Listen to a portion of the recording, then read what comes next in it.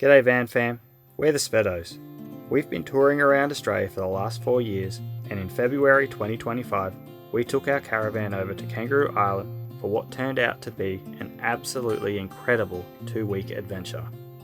Visiting Kangaroo Island felt like stepping back in time, like experiencing Australia 30 to 40 years ago, before there was any traffic, when the campgrounds were mostly empty and the pace of life was just slower.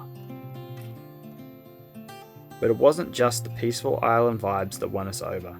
KI is packed with things to see and do. By the end of our 2 weeks of exploring, we were absolutely exhausted, but in the best possible way. From epic wildlife encounters to artisan stores to some of the most stunning beaches in the country, Kangaroo Island really is the full package. If you're planning a lap of Australia, we reckon KI deserves a spot on your bucket list. This video shares our full 14-day experience, and it's loaded with tips, spots to check out, and plenty of honest moments along the way. From seal colonies to hidden beaches to a winery with what we think is the best view in Australia, Kangaroo Island really surprised us. So let's dive into 14 days of island life.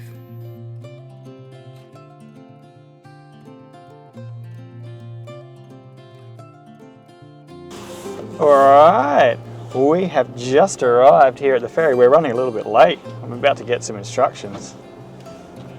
Good mate, how you doing? Your gas bottles are turned off? They will be, yes. Yep. You got a UHF? Yes. Yep. Can you back down on the far side? Yeah, no worries. Go now? Yep. Thanks.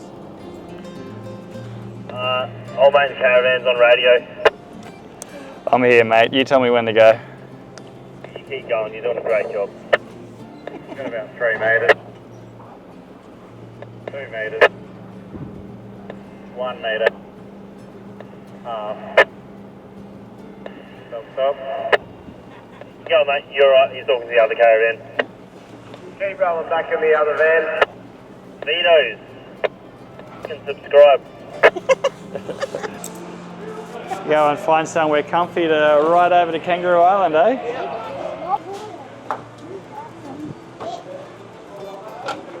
I had it in my head it was 3:30, turns out it was 3. We arrived 20 minutes to. We put the car on, and about 3 or 4 minutes after the car going on, they took off. Only just made it by the skin of our teeth. We had hoped to arrive early and share a whole bunch of information about catching the ferry over to KI, but we just did not have time. So I'll tell you what I was thinking to tell you now. Our tickets over cost $1,142.50. There's a few things you have to do to get ready to come over here. So you're not allowed to take over any honey or any potato that's got dirt on it or any seed potato. Other than that, the biosecurity is pretty straightforward, nothing too complex. So we went into town and we've stocked up on food and water, and we've emptied the toilet, and we are ready for an adventure. But she's a rocky ride. Here comes Mel demonstrating. They jumped on the radio and they told us to make sure you're holding a handrail when you walk around, because you're going to get a rocky ride. Fingers crossed we've turned that handbrake on nice and tight on the car and van. And MG, that is a white MG. Could you also return to your vehicle immediately and apply your handbrake? Thank you. I just said to Mel, geez, this will test the handbrake. They've jumped on the radio. They've got 3 cars rolling around down the bottom of the bloody... Whoopsie! Look at this, guys. It's a rough crossing. So, are you excited to go over to Kangaroo Island? Yes. Yeah. Are you excited to go over to Kangaroo Island?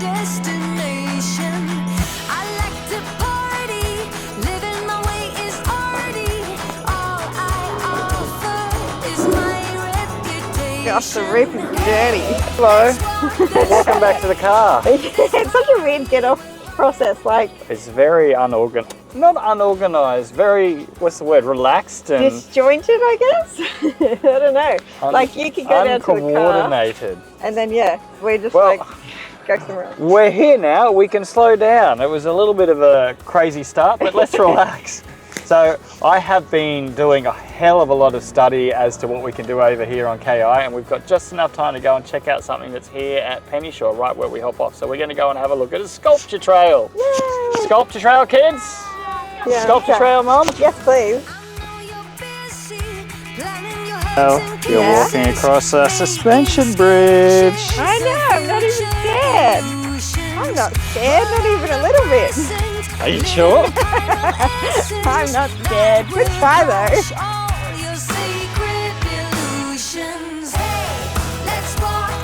Oh look, we walked the whole island. Gee, that was easy. So apparently that was a sculpture.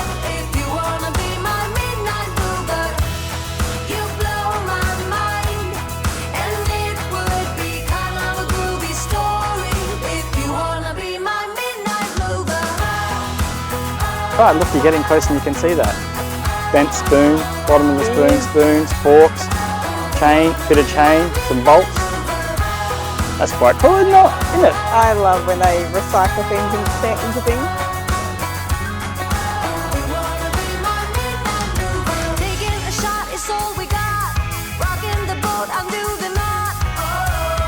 Resilience.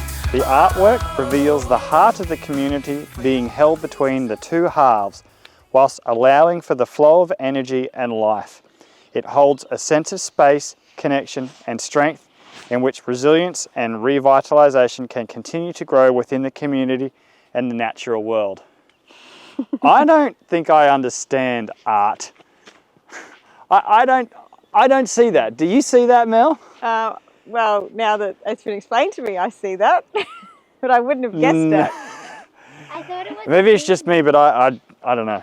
I like pretty things, but I don't think I understand art. Well, I got a good feeling about this place. That was pretty cool. Definitely worth doing the sculpture trail as you arrive. I've already seen like 3 or 4 different birds that I've never seen before. There was wallabies everywhere, which we didn't really show because I didn't bring the good camera. What I have learned is I'm going to have to start carrying the good camera around. Yeah, 2 cameras around. 24/7 because I think we are going to be seeing a lot of wildlife over here. All right, let's get in the car. We've got to drive to camp. So our camp is about halfway across the island and it's probably getting on about 4:30 now. So we definitely need to make our way to camp.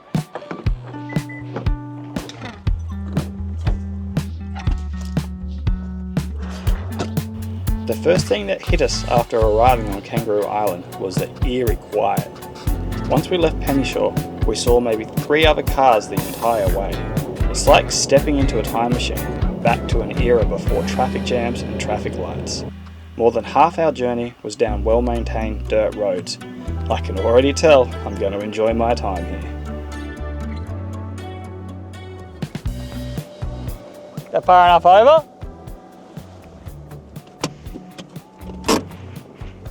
Alright guys, well here we are at Murray Lagoon. We've picked this camp because it's kind of in the middle of the whole island, so this is a great place to base ourselves while we do some exploring. Alright, as you can see I've chucked the car on the steps. She's a little bit of a wobbly sight, this one. little bit of a lean. A little bit of an angle. We've used the Boss jockey legs to level out the van. We've got the car on the steps, so that's nice and level. Super quiet out here. That's what That's what the reviews told me it would be. It was really quiet. I've just been for a wander around and looked at the facilities. They are impeccable. But I'm tired, I'm not going to show you them tonight. I'll show you at some point because I don't normally show facilities, but these facilities are pretty incredible. But guys, it's 6:30. We've been going since what, 8 this morning? Yeah, we've been going since early. Pretty exhausted. We're just having a quiet, simple dinner tonight. So I'm going to put the cameras away for today and we'll see you tomorrow for our first day, day 1, exploring Kangaroo Island. I can't wait. I can't wait. I'm going to have an early night. We're going to go exploring tomorrow. We'll see you guys tomorrow. Good night.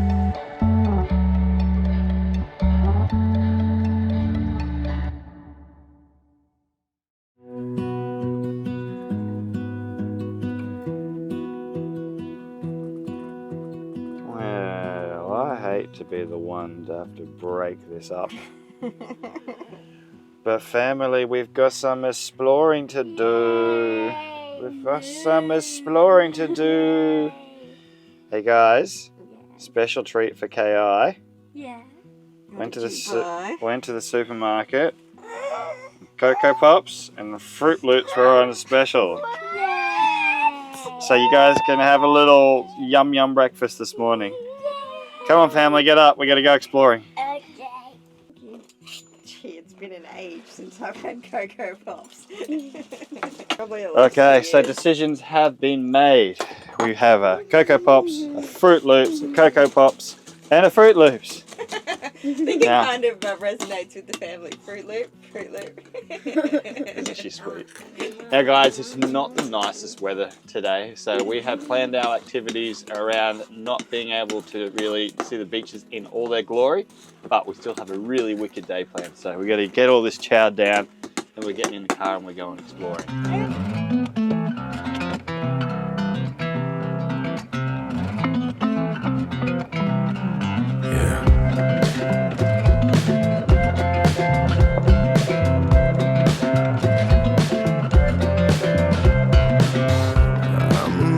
Babe, why can't you see? No hoping what's left of me. I had to tell you. So the kids are about to find out what our first activity of the day is. I've got it all planned out.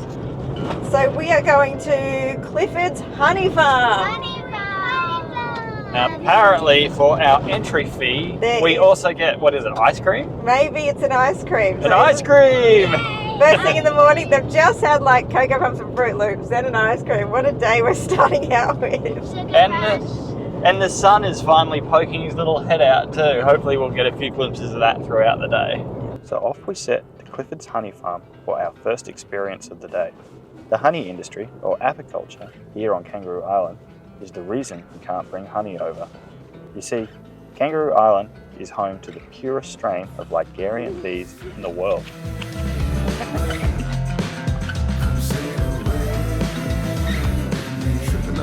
Bee children.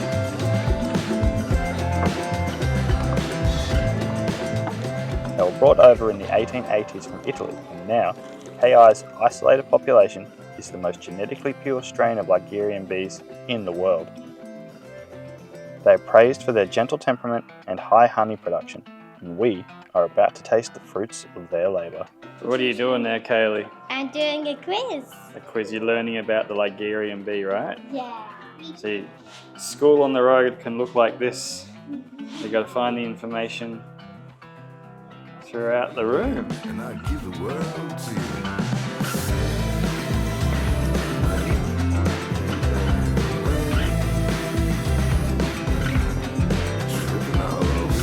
I'm about to taste the honey mead. It is alcoholic, is it?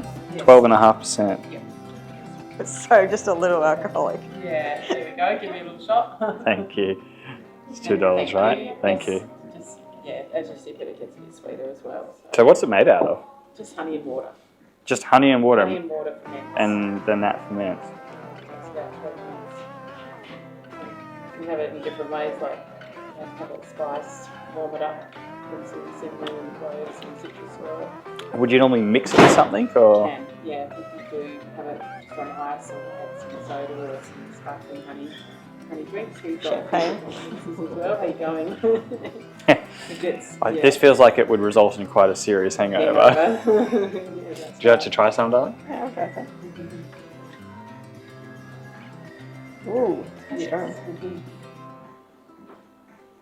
All right, kids, your turn. No.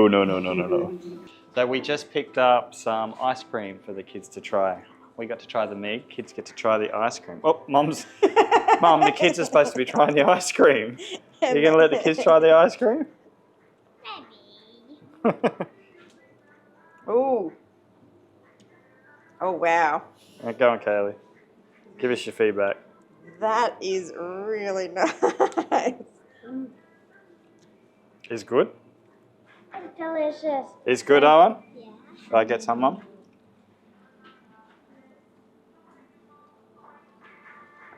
I think that beats like the giant That's so twins. that is so creamy. That's delicious. Well, that was a pretty fun experience, was it not, family? It was good. We're gonna have to clear some space in the freezer so we can buy some. That's right. Hey kids, you know what's coming up next? Raptors. Raptor Park. Yay. Almost everyone we spoke to about visiting Kangaroo Island insisted that we couldn't miss out on the Raptor show. So after our honey tasting, we made this our next stop. Alright, so we've just arrived into the Raptor Park. They have a wildlife park and a reptile park as well, which we have decided not to go to. They have a wildlife park and a raptor park. What did I say? Reptile. They have a reptile thing as well, I'm sure. But you go back inside and look, Mrs. calling me out, I'm not getting things right. Anyway, it cost us $90 for the family to go into the show, which looks amazing, and we've just chipped in an extra $20 to allow Kaylee to hold an owl at the end of the show, so I can't wait to see how that goes.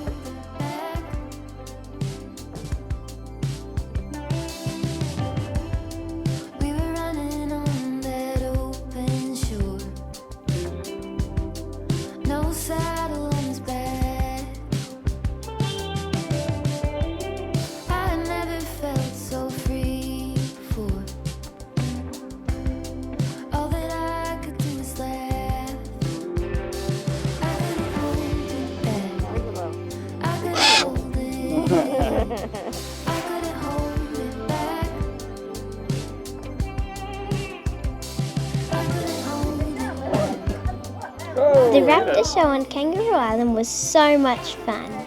Everyone got a turn to hold one of the birds, and it was amazing to learn about the raptors. That's her ears. I can show you her ears. She's called an Australian masked owl. Like the barn owl, but different species, bigger of course. I'm just going to bring you a little bit this way so we can have a nice background. I'm so grateful for getting to spend some extra time with the trainer and meeting Matilda the masked owl. Holding a bird of prey feels way cooler than I expected, like a mix of wildlife expert and slightly nervous bird snack. Less likely to see them than a barn owl, but pretty much ever except for South Australia. Although they did find them along the Nullarbor recently. Dancer, is it? She's real wiggly. It's so cool!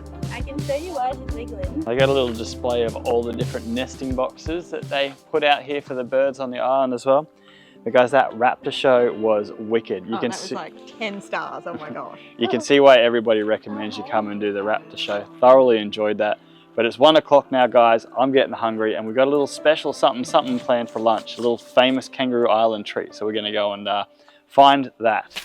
We've just come from the Raptor Park down to Vivon Bay. We stopped by the general store to try their world famous whiting burger. It looks amazing. It's expensive though. And the bay itself, well, yeah, we could only afford the one burger. The rest of us are just having wraps. But Vivon Bay, out the back there, not a bad setting to enjoy this burger. A few hot chips, and then for the rest of the family, a little toasted ham and cheese wrap. Kayla, yours has tomato on it. Yay! These have become a staple, haven't they? We love them. Yeah, we're basically just doing the Big Mac recipe, Big Mac wrap recipe, only we're doing ham, cheese and tomato. They're pretty good. Yum. I got to get in and try this burger though. I think Mum and Kaylee will have a bite, but mostly that's for me. This is my treat for the day, isn't it, darling? It is, yes. Might find you a winery or something later. We'll see how we go. We'll see how we go. Okay, it's time for the moment of truth.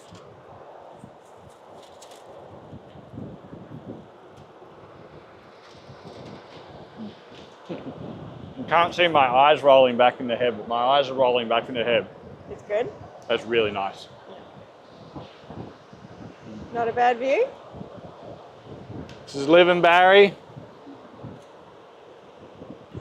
Well guys, lunch was delicious. You might have noticed we're all wearing jumpers. The temperature actually hasn't gone over 19 degrees today. It's a little blowy, especially this water coming off the ocean. You know it's cold when the kids have actually gone inside when we're at a beach. So yeah, we don't intend to do any of the beaches or any sort of beach explore days for today, but we have just arrived to the island, so there's a little something that we do need to go and do. And that is go to the info centre, because we're better to get everything you want to know about the island than there. So we've come to one of the 4 info centres on the island here. We're at Stokes Bay, and we've got this. This is the Magic Gold Seal Island Tour, Kangaroo Island Tour Pass. Basically, it's valid for 12 months. It means we can go to the 4 main attractions on the island. We can go to 2 different lighthouses, get self-guided and guided tours. We can do Seal Bay as many times as you want, guided and self-guided. We can also do the caves as many times as you want. So it's a huge money saver for a family. So if you're going to come here for more than a week, this is what you need to get. And they're running a tour shortly, so we're just going to hop on that. So let's get going. Not to mention, we have just received a whole load of insider tips on things we can go and do and see while we're here on Kangaroo Island. The lady at reception here has been so lovely. We have a whole page of awesome hikes, places we can go and see other seals and fur seals, and yeah, we're really excited and really pumped for the rest of our time here. But as Mel said, we're going to go for a walk on the beach and see some seals. No, see lions. They are very different. Well, this is like next level, isn't it? I feel like I'm in a David Attenborough documentary. I know, we're so They're just close. 15 meters away, if that. Getting to walk down on the beach with the sea lions is one of those experiences you just never think is going to happen to you. I felt like I was fulfilling childhood dreams of being a wildlife photographer for Nat Geo or something. You might notice that most of the sea lions are looking pretty comatose. This beach is actually their resting place. They travel up to 100 kilometers offshore in search of food over 3 days, and they never sleep while they're out there.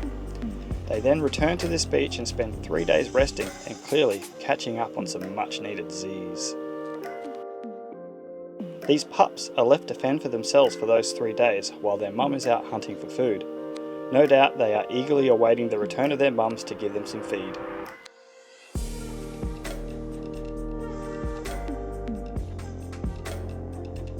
Our guide was amazing and she shared heaps of interesting facts, like that sea lions are like turtles in that they return to the same beach that they are born on and they never relocate to new beaches. This is one of the reasons these creatures are so rare. Before conservation efforts, when these animals were hunted for their skins, if they were all taken from one location, that would be the end of the colony, as no new sea lions would move in. This behaviour is known as the yoga pose. It's believed the animals adopt this pose to help them digest their food. As you can imagine, it's probably pretty uncomfortable sitting with 3 days worth of fish, squid and shellfish in your tummy, so stretching out might help ease that discomfort. After an incredible 45 minutes on the beach observing the sea lions, we reluctantly had to leave the beach and make our way back to camp. Righto guys, we're back at camp. Little confession to make. I've just had a 45-minute power nap. It was a big day, I needed it. He was snoring, so he definitely fell asleep. I feel fantastic now. But guys, I told you I wanted to show you the facilities here at this campground at Murray Lagoon. Now, apparently they're all this good. Look at this cooker or cooktop. It's like a teppanyaki board. I've just lit it up and got it heating up. Started first time. Absolutely brilliant. You got this huge big burner in here. You just wanted to look at all the bench space. You just wanted to sit and spread everything out. Is that right? It's amazing. We'll probably cook down here more often. So we're just having our little lamb gyros dinner, which we've shown you before. So we've got the lamb gyros. I've brought down all my vegetables mise en place,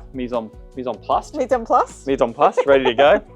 We got our wraps here as well. The brilliant thing with the size of this burner is I'm just going to be able to toast them straight on there. We're going to have lunch down on our dinner over there, a view over Murray Lagoon, birds flying by. Yeah. This is so good. So this campground is actually only $18.50 a night, and this is what they're providing. That's for 4 of us, so that's pretty good. And the toilets are immaculate. They're so clean. They are drop toilets. I'm not about to show toilets. I don't do showing toilets, but as far as drop toilets go, they're brilliant, guys. Considering how far away the dump points are, like even I'm happy to use them and not be a princess about it. That is not normal. Normally she's a princess about the whole situation. But guys, I'm going to get our dinner on. We got the air fryer, we got the car down here, so we're going to cook some chippies up in the air fryer, cook up our lamb gyros, and enjoy a lovely dinner in a lovely location with some beautiful wine from the Barossa. All I can say is life is good. Life is good.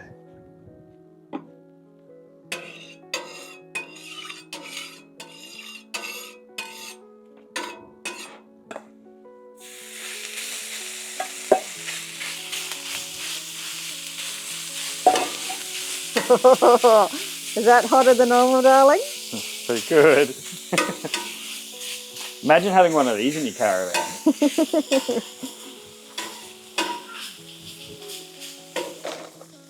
Is it cooking too fast, love? Didn't take long. I'm loving this. I'm looking forward to cooking down here again. Now we're just going to toast up. Oh, I wonder if I should have oiled this. Toast up our wraps. I think I better get the heat off.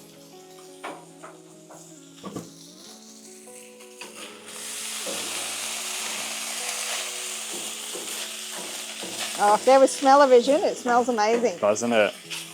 Normally these are like soaking in juices and things on the way that we slow cook it. Oh, look at that. Bernie's. Oh. So get them on a plate. Now we're just gonna quickly construct our little wraps. Hey Mel, you're gonna have to put the camera down and give me a hand. All right. Demonstrate the burrito construction for those that haven't seen it before. The burrito-ness of the construction. The burrito construction. So we fold in on the sides, we roll over the top. Should demonstrate on the ones that weren't so full. Squeeze it all in. Oh my goodness. Yeah, I'll eat this one because it's gonna be big. Fold it in, roll it over. There we go, we got a burrito, just like that. Just like That's a that. dad's. One more to go. And we got some chippies. This one might be a little bit easier to construct. Hopefully it'll look a little better. I think the wraps cook too fast. Yeah, they're proper toasted. Yeah, it looks better. All right. Now, for the little piece de la resistance, the little something something we've got new in our lives. We even get some chippies. Where are my tongs? Over here.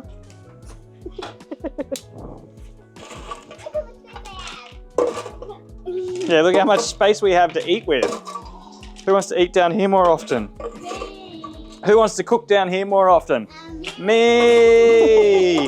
Yeah, the kids can like do chicken wing arms and nobody's gonna get bumped. We're not sitting on top of each other. All right, 2, 4, 6, 8 kids, bog in, don't wait. Well guys, what a first day on Kangaroo Island. We've seen raptors, we've had a phenomenal whiting burger, we've seen seals on the beach. There was one more thing, what else did we do? Honey. Honey. The Ligurian bees. We need to eat half the freezer so we can fit a whole bunch of honey ice cream Yeah, in. Mel wants to take some honey home with us. But with that guys, we're gonna wrap up today's vlog.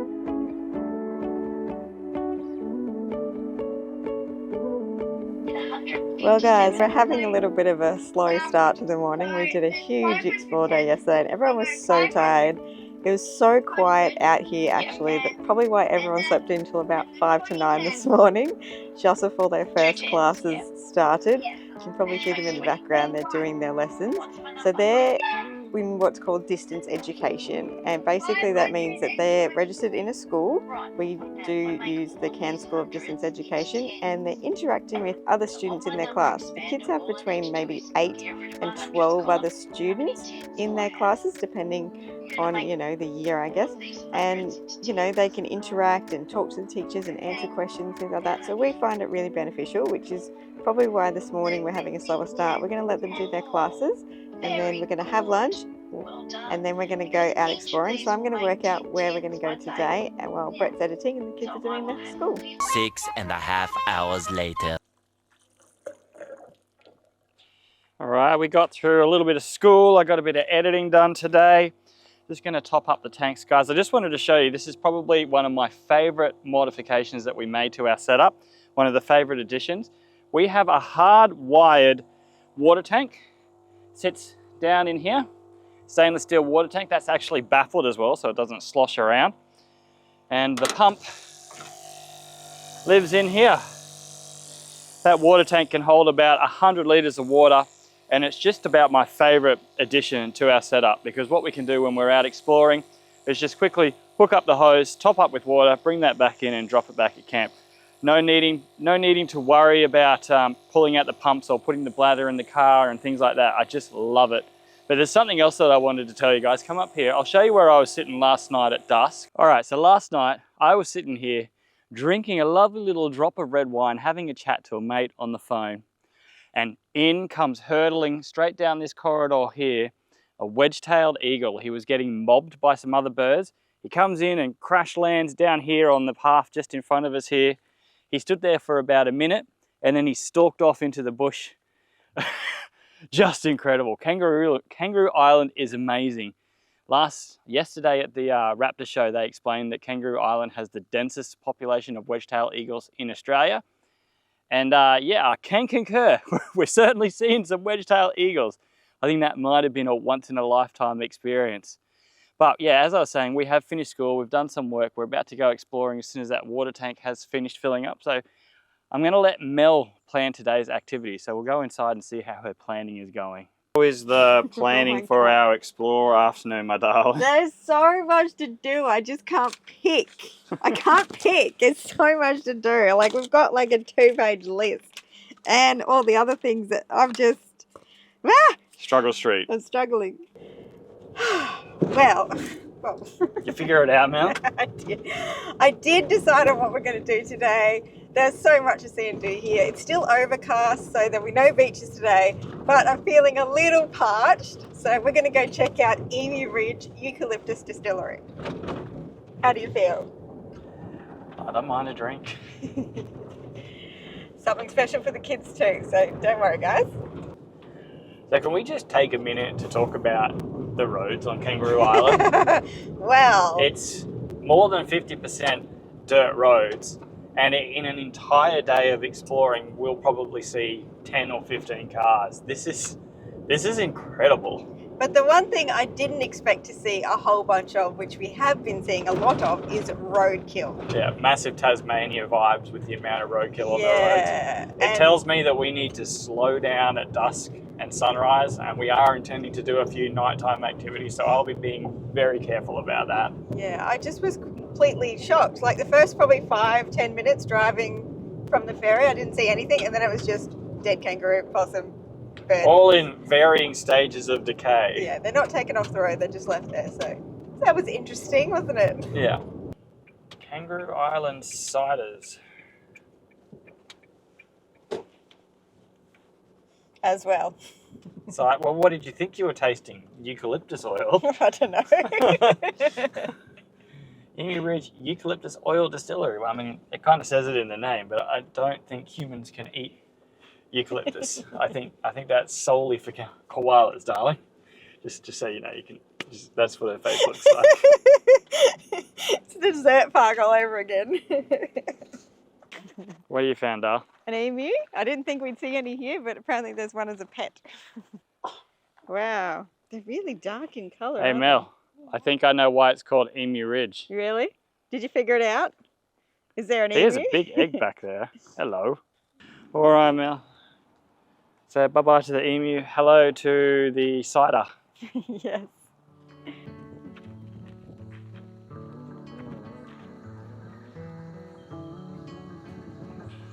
Honey and eucalyptus lolly. Yeah. On entry, and a 5-minute video to learn about the place. Thank Love you. it. Thank you. 5-minute video and then I'll chat to you afterwards. Yeah. Thank you. Larry and Bev Turner were originally sheep farmers. So there's a massive range of eucalyptus product, but there's a little something caught my eye over here, isn't there? Yeah, it's like an emu egg. Never held an emu egg before. Like it's. I'm just tapping on my ring. Don't break it. It's $30. They're quite large. These ones have been hollowed out, obviously. Can I see? Yeah.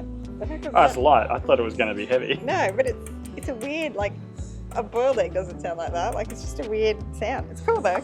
It's very thick, the shell. Very, very thick shell. It's got to withstand the weight of an emu, I suppose. Yeah, sitting on it, I guess. Okay, so we actually made the kids come in and watch the movie as well, and now it's a quiz time. Kaylee, how do they make the eucalyptus oil? So they get the big machine and they cut down all the bushes, and then it spreads out through into the bucket at the back, the pot.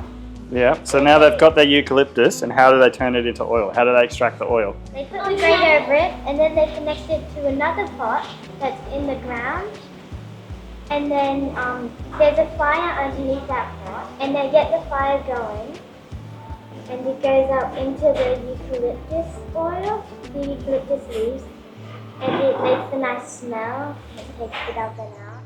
And then So do you know how they actually make the oil? Do you know how they actually make the oil? Do you know how they actually make the oil? Yeah, the steam releases like So water. they cook the leaves. And then it goes into like a pipe, and then it separates the water and the oil from different areas. Pretty close. So they cook the leaves, the steam gets captured, the steam condensates and becomes a liquid again. It's got oil and it's got water. The oil floats to the top and they strain the oil off the top. Yeah. How'd I do? That's very good. Very good. Very good. I'll employ you. Are you ready to get a tasting paddle? Yes, I am. There you go, Mum. We have a cider. This should fix my parchness. Kids, you just have to watch Mum do the tasting. Here Oh, it goes. hello. What do we have here? So that one's the kids tasting paddle. Kids tasting. Yeah. So you've got Kangaroo Island water, South Australian fluoro milk flavoured with some strawberry, a fresh juice, a bit orange, and then you've got the sparkling apple juice. Just that one, and a marshmallow each. That's so cool. I didn't do marshmallow. Right, everybody enjoy a tasting. Mums and children alike. Very good. What's the verdict? Which one are you having, my darling? I'm having the Colony Cove original cider.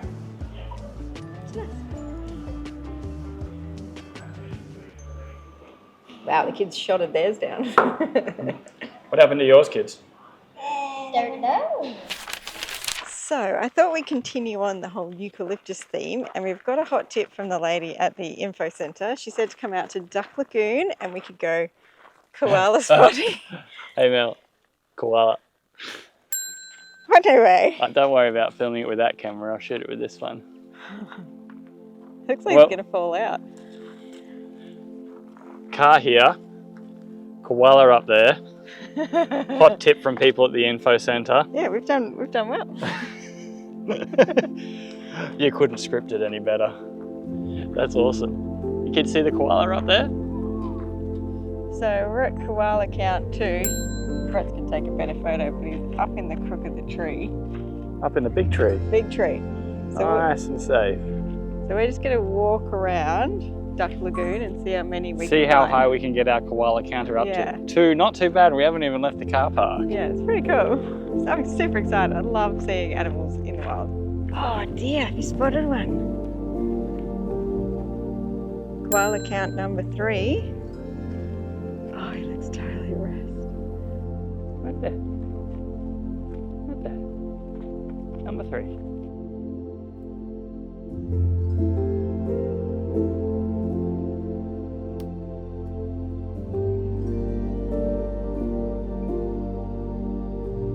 Well, that was a Duck Lagoon. It is actually a campground. That's the campground area in there. So if you wanted to have a bit of an interaction with koalas, this would be a good place to come and camp.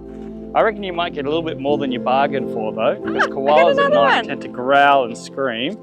Are we going to get koala count of 4? Oh, Mum got one. 5? Actually, we got to 5. There's 2 in the tree. Yeah. Do a little dance, make a little love. See koalas today? Got to 5. 2 in one tree. Well done, Mum. Yeah, well, don't stand under them because Pierre's got peed on before. Oh, there's 3. So we literally doubled our koala counter in one spot. Yeah. Look at that, 3 in the tree. All right, we have come home. Guys, we just did a bit of reconnaissance. We went into King's Coat and checked that out. I checked out the supermarket, a really reasonable supermarket in there with everything you could possibly need. And I think if you shopped all the specials, you could shop pretty much cheaper than you could shop on mainland. So there's absolutely no need to stock up on supplies when you come out here. As always, it's gotten chilly this afternoon. It has chilled down a little bit. We also managed to find water in King's Coat. We went down and had a look at American River. Not too much going on out there, to be honest.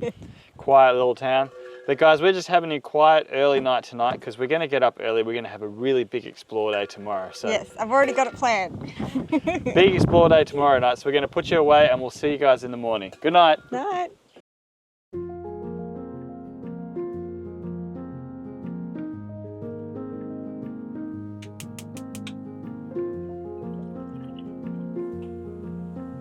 Well, good morning, Van Fam.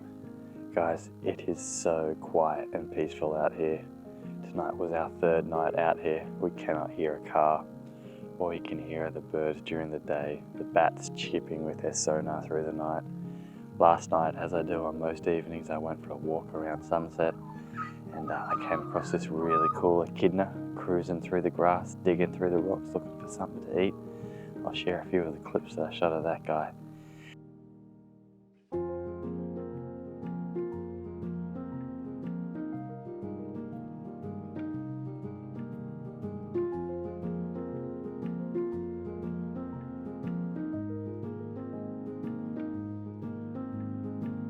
But guys, it is just such a stunning place over here in Kangaroo Island. Unfortunately, it's not the warmest, as you can probably see, sporting the jumper this morning. But today the sun should be coming out, so we are going to go on a bit of a beach explore day, which I'm pretty excited for. But there is no need to rush waking everybody up this morning, because I'd like to let that sun get a little bit higher up in the sky and warm the day up a little bit more before we get out to the beaches. All right, the sun's a little higher in the sky. Family has awoken, car is packed. We are ready for a big day of beach daying and exploring. We excited for that, guys? I am.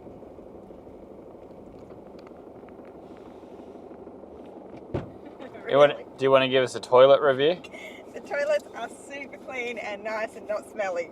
Well, this morning we are headed out to Emu Bay Lavender Farm. Apparently they have a lavender scone that's to die for. You know how much I love a scone. Mellie's a little bit of a scone connoisseur, isn't she? We're trying scones all around Australia now. And they apparently make a great coffee for Brett, so we're going to go do that and check out the lavender.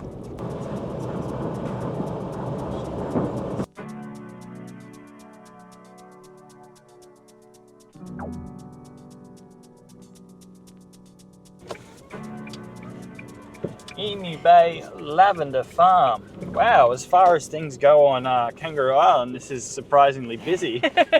Popular little spot, hey? Yeah, there's 8 cars. That's busy, is it? For Kangaroo Island, it is. Well, what have you managed to order us for our morning activities, darling? So this is an edible lavender scone. It's got edible lavender in it, and we've got some jam and cream on the side, which will be lovely. And we've splurged, got and we have two. But look how huge they are. Like, we could just split this in half and have half each, because they are massive. Well, that's the intention. Yeah. Everyone gets a half. Everyone gets a half. You're going to divide up the children's for them? Yes, I will. Looks a little bit easier to decide where to dissect it. Is it? Don't you think? Yeah, a little bit. Dissect it. And who knew you could eat lavender? Do you want a top or a bottom? Do you have a preference? Scissors, paper, rock? Do you want to always be on the top or on the bottom? Scissors, paper, rock? Oh no, I hate this game. Scissors, paper, rock. Scissors, paper, rock. Scissors, paper, rock. Top, please. You want the top? Okay. I'll take the bottom. So excited. Tell us the verdict. Oh, it feels good. How does the lavender flavoured scone go, my darling? Oh, wow. That's pretty good. Oh, wow, she describes. Oh, wow. It's got like a little... You can taste the lavender, but then the scone is actually so well made as well. Happy camper. Happy camper. Well, the scone is pretty good, but what I am excited for is a real coffee. Because if you've been following us for a while now, you know that I suffer through instant coffee. I do like coffee. I like real coffee. That's just the sacrifice we make living in the caravan. So I'm pretty excited for this one. Wow, it is a nice coffee. Ah, that is so nice. We should go out and spoil ourselves more often. We should. Well, that was wonderful. And now we all smell, well, me, I seem to have been the test to smell very lavendery. I have hand cream on, linen spray on my clothes. I have leg cream. Apparently there is leg cream. Who would have thought? And every woman. Muscle cream. I've got it all on and I smell lavendery. I'm not going to say I smell amazing, but I smell lavendery. You smell sweet. I smell like a cleaned toilet. It's got that kind of chemical vibe to it, but it's pretty cool. So it is now time to go and hit the beaches, and I can't wait. First beach, out. Sun is out. First beach is Emu Beach. We're allowed to drive on that one. Keen to go and check it out.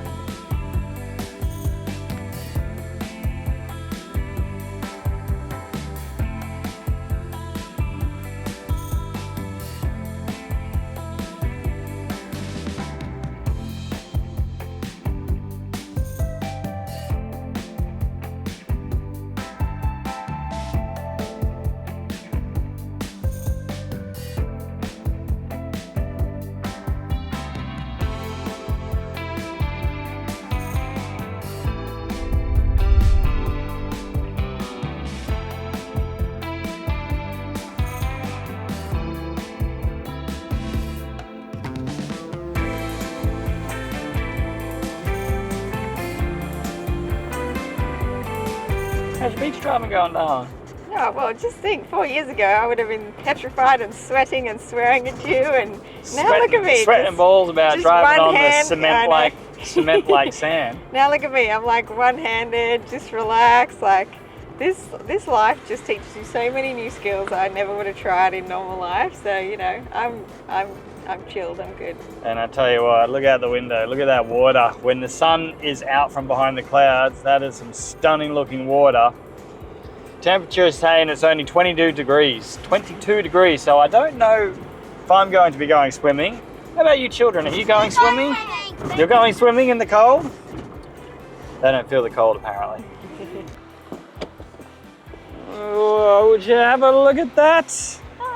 Have a look at that, children. Beautiful. That is incredible. Sometimes life on the road is hard. It's challenging. We've got decision fatigue. We're constantly dealing with broken things. We're exhausted some days. We're living in a small, tiny can.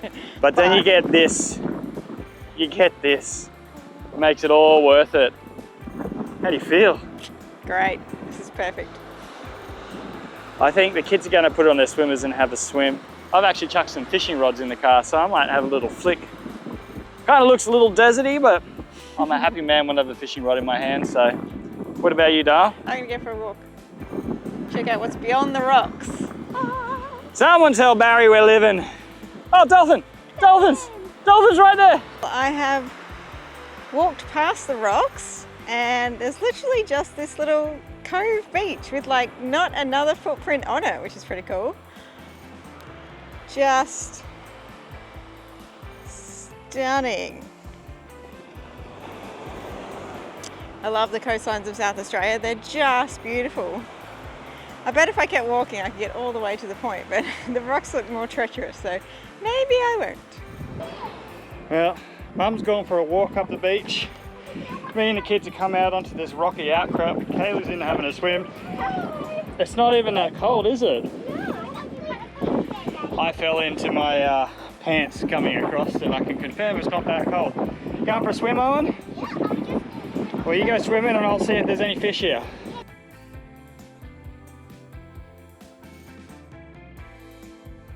Well, no luck on the salmon hunt this time. I didn't have any expectations, couldn't see any out there. I've seen in videos from other people who have been here big schools of salmon along the beaches, so we're all rigged up and ready to go now. So if we do come across a school of salmon, it's going to be on. Well, I fell in on my walk back, so I'm now in my day pants and wet and not in my swimmers. And Mel thinks it's hilarious. Hopefully the phone survives. They are supposed to be allowed to get wet. But Mel's very generously offered to cook us lunch, which is just going to be chicken stick things, chicken tenders in the air fryer on some wraps. Yeah, we do love having the air fryer. And while Mel's making lunch, I guess seeing as I'm already wet, I'm going to go have a swim. The water's surprisingly warm. I thought it was going to be significantly colder. What are you doing out there? You're on an island. All right, kids, jump in. Okay. Woo. It's just about touched the belly button now. Go on. You just have to jump in with the buddies. Don't throw them down. And go. Well done. Oh dear, oh no, gotta get the nips in. Nips are going in. Oh. You've just got to bite the bullet with that, don't you? Once you're in, it doesn't hurt as much. Kids want to jump off another island. Are you cold, mate? Yep, but that won't stop me. It's a bit of a shame the sun's not out. I reckon if the sun were out, we would do this all day, but I reckon it's a one-time only event now on account of the chilliness. All right, in you jump, Owen. You can do it, buddy. No, I'm going. And go. Yeah. Can you stand up? Cool. Deep enough to dive? Oh, this is exciting. Oh, cool.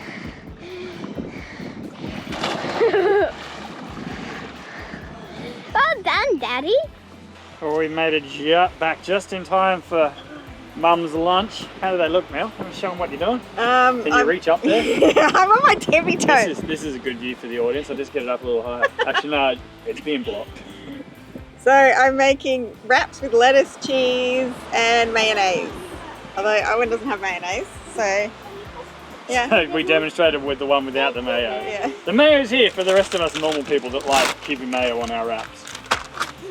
Thank you for making lunch, darling. It's okay. I can. Here in a paradise. Here in paradise. Well, that turned quickly. This is not the weather that we ordered for our explore day on the beaches. It said it was going to be mostly sunny today. And it said it was going to be mostly sunny. Well, what is this? It's still a tiny bit sunny, but now it's raining. If only you could schedule the weather. Anyway, there's another beach. It's probably about 40 k's down the way. It's called Stokes Bay or Stokes Beach. It's supposed to be really cool. So we're going to head down there anyway, and we're just going to cross our fingers that whatever this is going to pass, and we're going to get the weather that was promised. We want the promised weather, don't we, Mel? We want the sun. Okay, we have arrived at the once secret, now very popular, Stokes Bay. You can tell it's popular because they've literally got a tourist bus parked back there. But what makes this beach really cool is you get to walk through like a cave system. So down here it says beach, and I'm assuming this is what we're going to be walking through. Who's excited for this little excursion? I'm excited. Okay, let's go exploring.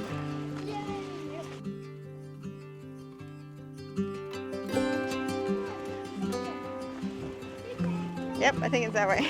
Never trust Mum's sense of direction.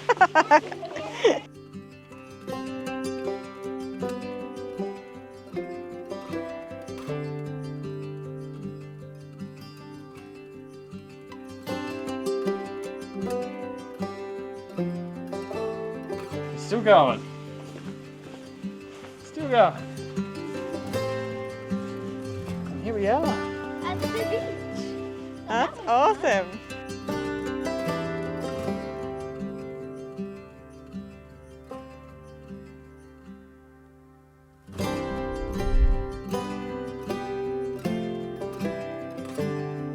Stepped on my Stand toe. on your toes. Stepped on my toes. Well, we've come, we've seen, we've conquered Stokes Beach.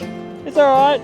It's alright, it'd be better if it was not windy and cold. Could be warmer, but that's not really the beach's fault, is it? No. We have one more beach to go and see, and we can drive onto this one, so potentially we'll have a swim, we'll see how we go. Look at that though. There's a pretty beach. Look at this house up on the hill, Mel. Yeah, that looks Oh my pretty. God. It's like all glass on one side. Wow, that's like like that Tony Stark mansion in Marvel. Look at the colour of the water. And I reckon if we tuck ourselves up the end here, There's less seaweed there's less seaweed and we'll hopefully be sheltered. from the wind. Well guys, this is insanely beautiful. I mean, you've got the rolling hills over there, you've got the turquoise water, the kids have run off to scale a mountain. The big mansion up on the hill up there. They've gone off to scale a mountain because the water is actually freezing. So we won't be going swimming. It's a bit Well, the nippy. adults won't be going swimming, we'll see what the children See do. what the children do, but we're just going to relax and enjoy the sun. Just take in the serenity, wow. We're like the only people here as well, which is cool. In a world of green, just like a dream, you and I standing wild and free, with petals so golden, the sun's warm kiss, a love so strong, a bliss. Whispers of the breeze, secrets unfold. It's you that I need, it's you that I want. When the world gets cold, it's you and me.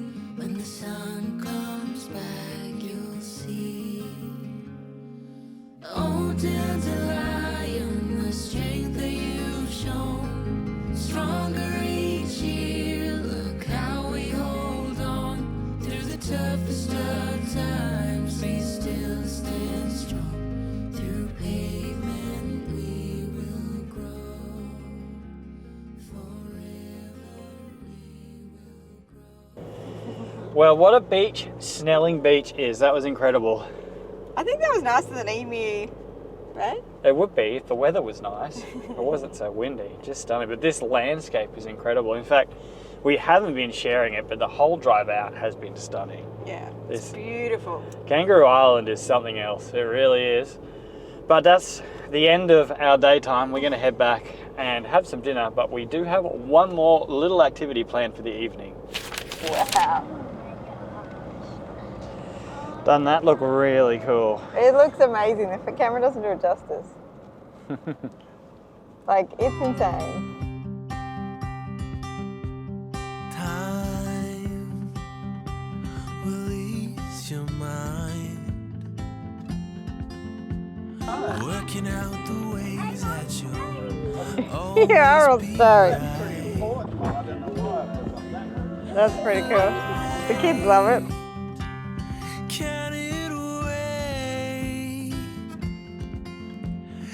This unique experience is called George's Castle, and it's located near Emu Bay.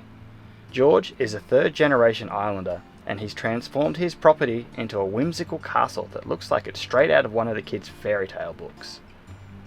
By day, you can visit the castle and admire George's creation, but if you give George a call, he'll come out and turn on the some 52,000 lights, creating this incredible spectacle. So why is there a random lit up fairy tale castle in the middle of Kangaroo Island? Well, this is what George had to say. So what inspired this place, George? Oh, it's a hobby that got out of You can say that again. How do you find George's Castle? It's amazing. Makes you feel like really happy with all these lights and stuff. Look at your big smile. Look at the kids. The kids are pretty happy. Kids are pretty happy. We're going to go and check out the Egyptian room. We are here in the Egyptian room. Kind of reminds you of our time in Egypt, huh? Mel and I went to Egypt when we were like 20. This totally reminds me of all of the bazaars. All we need is some seedy man trying to rub your boobs, Mel, and that would complete the effect, wouldn't it? They were trying to put perfume on my wrist. And your neck, and your boobs. Well, can't blame them. You can't blame them. What room is this one? Whoa, it's like the Armory 2.0.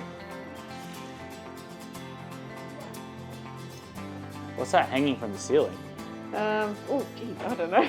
Witches? I thought you said like something alive. This isn't creepy at all. Alright guys, we're going to continue exploring around George's Castle. We'll see you on tomorrow's adventures. Bye. Alright, so good morning guys. Mel's sitting in the driver's seat. Which is a bit odd anyway. I'm standing outside the car. Last night, something happened to me, health-wise. I just woke up in excruciating pain and I couldn't move my knee. It was not a very pleasant experience, was it? It wasn't. I was a bit nervous, a bit stressed. We've been thinking about it. Now, yesterday when we were at the beaches, I was acting like I was 20 years old and jumping in the air trying to catch some shots, which we might be using for a thumbnail. They might not even make it. If they don't, I'll put a little clip up now anyway. But I think I may have hurt my knee and doing that. And the plan today was to go for a hike.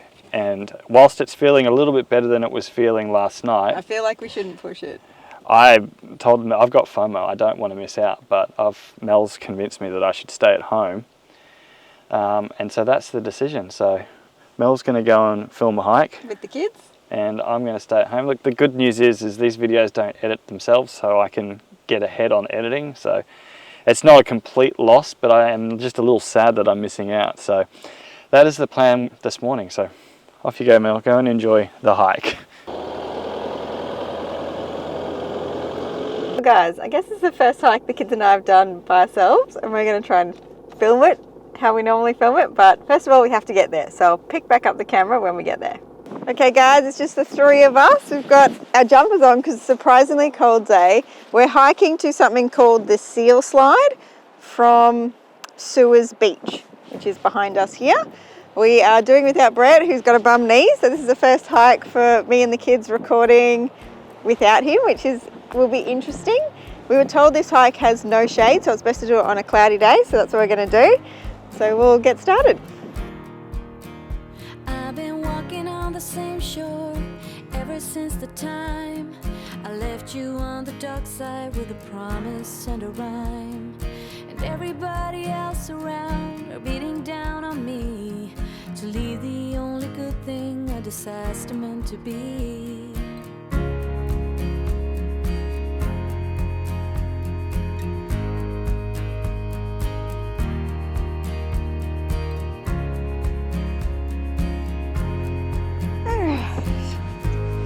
This looks like a good spot for a snack break. And if I was to be on trial for every wrong I did, the courthouse would be filled with people waiting to get rid of the one that ripped their lives apart and shattered all their dreams. They lock me up forever, even throw away the keys. And I wait for the release, hoping to get my freedom back before the world has turned on everything I know. Well guys, it's gotten super windy down near, I nearly lost my hat, hold on to that, Owen. And we've just found some fur seals down on the beach. I'm going to get the other camera out for that, but how cool. We've got to see them. They're on this little tiny beach. You wouldn't even know they were here, to be honest, unless you knew about this hike. So it's cool seeing them not at Stokes Bay and somewhere else on the island. What do you think? It's really cool. I mean, that's so big. And there's 24. You counted them all? Yeah. Well done. All right, we're going to sit and watch the seals and have a snack of lunch. And then we're going to, I guess, walk back. Well guys, we've just moved in a little bit onto some rocks just because it was way too windy to have lunch where the seals were. We made it to the seal slide. It's taken us about 4 hours, so it's not a short little walk. Apparently you can hike from one side to the other of Cape Grantham, I think it is, Grantham. Don't butcher me for the name, guys. And that's a 2-day hike. So we've just done like a quarter of it. So I'm very impressed with the kids. We're going to eat lunch, then we're going to head back to the car and drive home. See how long that takes us. You would have definitely wrecked your leg a little more. Yeah, so it turns out maybe we're all going to be in trouble when it comes around these. Mel's just demonstrate here. I'll hold this there. Demonstrate your knee noise. Oh. Do it again. That makes me cringe so bad. I take it you guys have had a big day and you don't want to do anything else today. Is that about right? That's about right. You want to rest up and recover? Yeah. Gotta recover. I'll just keep working away. Hopefully the knee gets better. I'll catch you guys tomorrow for another Explore Day.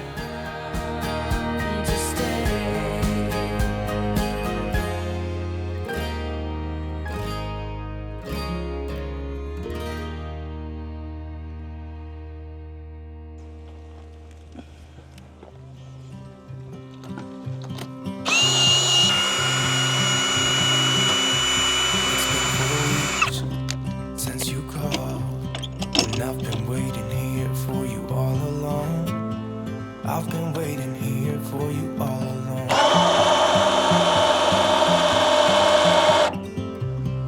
Where you been? Where did you go?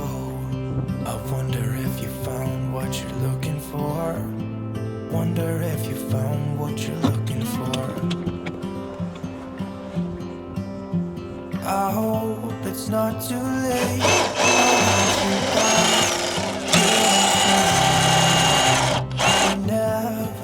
I've said it's better this way. I'd rather be with you than someone I don't know. Now it's like we're living in two separate worlds. Come on back to me. Say that you won't go. I can't cope without you. Well guys, it's moving day. We've been at this quiet campground for 5 nights now, and we've seen like 2 other people. There's been 3 other campers out here. It's been great. It's been so lovely and quiet. But now we have to move on. We're moving to the other end of the island, to the Flinders Chase National Park, where hopefully we can do some of the big ticket items. We're going to a place that's a little bit fancy. Why is it fancy, dear? Showers and toilets, apparently. Showers and toilets at a national park campground, so we're pretty keen to see how that looks. Yeah, so. And yeah, from there we've got some stunning looking hikes that we can do. My knee's feeling better, not fully recovered yet, but definitely better. Mel's a bit tender from her hike yesterday. Not as much as I thought, only a little bit, so that's pretty good. But yeah, we got the remarkable rocks out that way. We've got Admiral's Arch. There's a cave tour. I think there's a lighthouse tour. There's just a ton of things to do over there, so we can't wait to get there. We never should have said it's better this way. I'd rather be with you than someone I don't know. Now it's like we're living in two separate worlds. Come on back to me. Say that you won't go. I can't cope without you, and I wanna hold you close. Say that you won't go. Say that you won't go. Well, Rocky River Campground. Bit meh, isn't it? We came here because it was supposed to have really good facilities and people rated it really highly. This is probably not what I would expect from national parks camping. I like to be in nature. It's like we're just on the road. Well, you do get a pull-in site, which is pretty cool. Drive-through, yeah, that's convenient. Drive-through site. It is a bit more expensive than normal. It's $35.50 a night for us as a family of 4. Apparently, these are the only 2 sites that you're allowed to put caravans on. So I guess they're called group sites, but you don't even have to unhitch if you don't want to, I guess. Yeah, except we want to explore, so we're going to be unhitching. Yeah. Oh well, we're going to be spending most of our time away from the caravan anyway. You can hear the birds chirping, I can hear something scurrying around in the bushes. Hopefully we're still going to get that national park experience that we were hoping for. Oh, did that get you? Ow. Sorry. I brought out a cheese ball. Thanks. I made you a wine. Thanks for banging the door into my elbow. Sorry, the Much door. Much appreciated. The door. You're probably going to have to sit like up high to keep that sun out of your face. No, I'm not. What are you doing? I'm gonna, since we don't have a shade, I'm gonna attempt to make my own with a towel. We have a step that you could use. Oh yeah, I forgot about that. And if I position it. I think you've nailed it. Just right.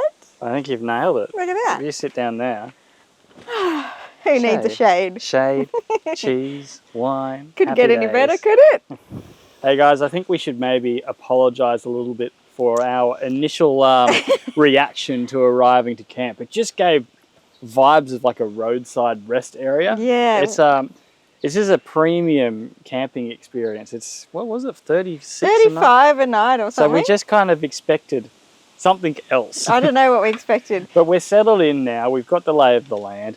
The toilets and the facilities are great. Flushing toilets, can't complain. Yes, can't complain. Hot showers. So I just thought, I mean, the way they took the photo, I guess on the website gave a different aspect of what camp would look like. So I guess that's where, you know, sometimes you can only We just want to apologise. We don't mean to sound precious. It's just we arrived and it shocked us. Yeah, it did. We had different expectations. When expectations don't meet reality sometimes. Sometimes, yeah, you get But look, at the end of the day, it's really cool. We are down in the national park. We're in Flinders Chase National Park.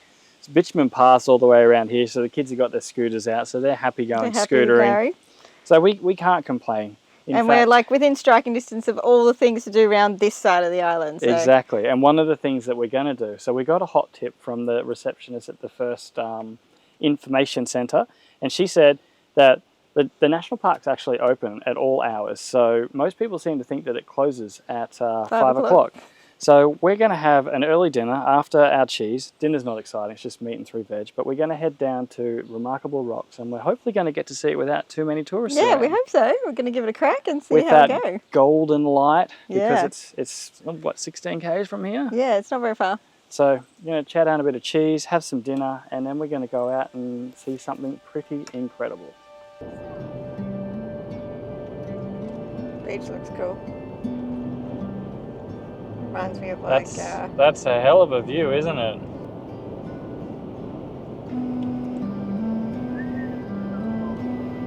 Oh, it looks cool. There's no one. Oh, there's one other car here.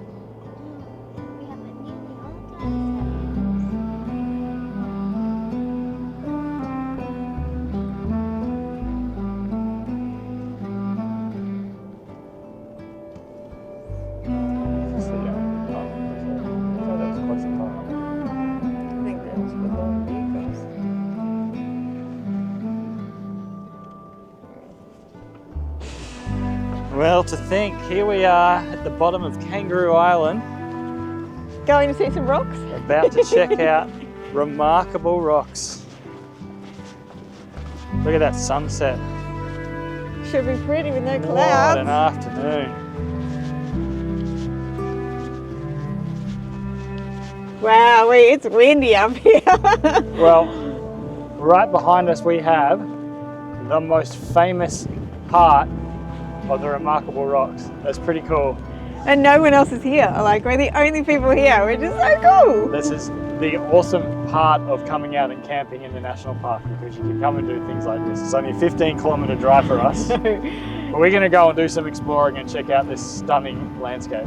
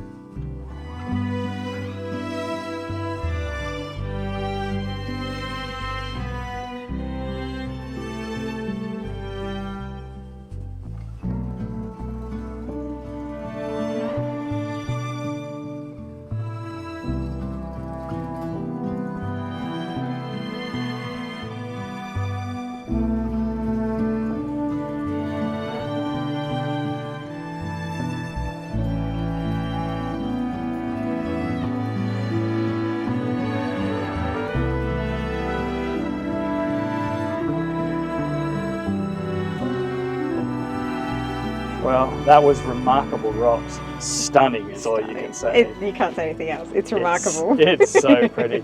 But I'm going to take the family home so that they can go and get some sleep because everyone's tired. And I'm going to come back down because tonight is the only night we're going to have clear skies, and I want to do a little bit of astrophotography. So I'm going to leave you with some of those shots.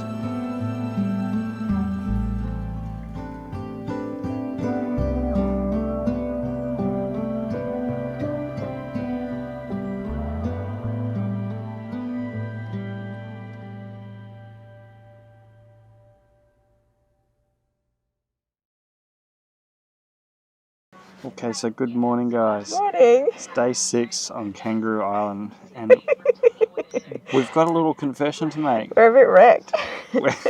We're running ourselves ragged. We've done 5 days of non-stop stuff. Like the last 2 nights alone, the kids haven't gone to bed till 10 or 11 o'clock because we've been out doing sunset stuff. So it's a Friday, which means it's a school day. So we just thought, let's let them kids go to school. Go to school this morning. So they're in school. We're recovering. And we're going to sit in bed until lunchtime. And we'll come up with something to do this afternoon. Yep. But probably not too strenuous. Yeah. We'll see how we feel. But yeah, guys, we'll see you this afternoon and we'll figure out something to do. Well, Van Fam, as we were planning a quieter day, I started preparing a pork roast for dinner tonight. And it turned out we were about to be hit by an unexpected heat wave. So, with the mercury hitting the high 30s before lunch, we decided it was best to chuck on some swimmers and find another one of KI's stunning beaches to ride out the heat of the day at. Oh, look at that. It looks beautiful. That is stunning. It's like a little sheltered bay. I could not have thought of a better plan and a better way to ride out the heat of today. That looks like a nice safe bay for the kids to swim too. Wow. So much cooler here. Oh, it's like 10 degrees cooler already, isn't it? What a stunning beach. It is absolutely fantastic and it's so beautiful. And normally if there's a beautiful beach, it would be so covered with people. But there's 2 other people here that are like pack it up. Yeah, well, they don't have any shade like us, so I can't imagine they'll stay here for too long. Yeah. So soon enough, we'll probably end up having the beach to ourselves.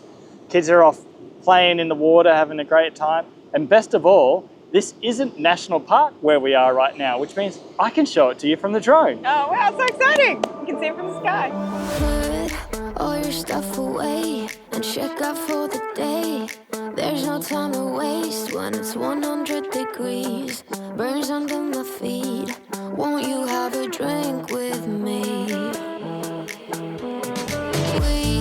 We head into town, see what it's about.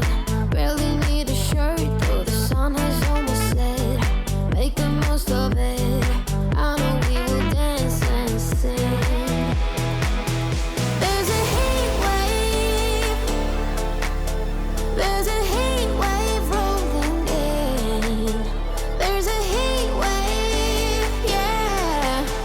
There's a party in the streets and the city's on fire.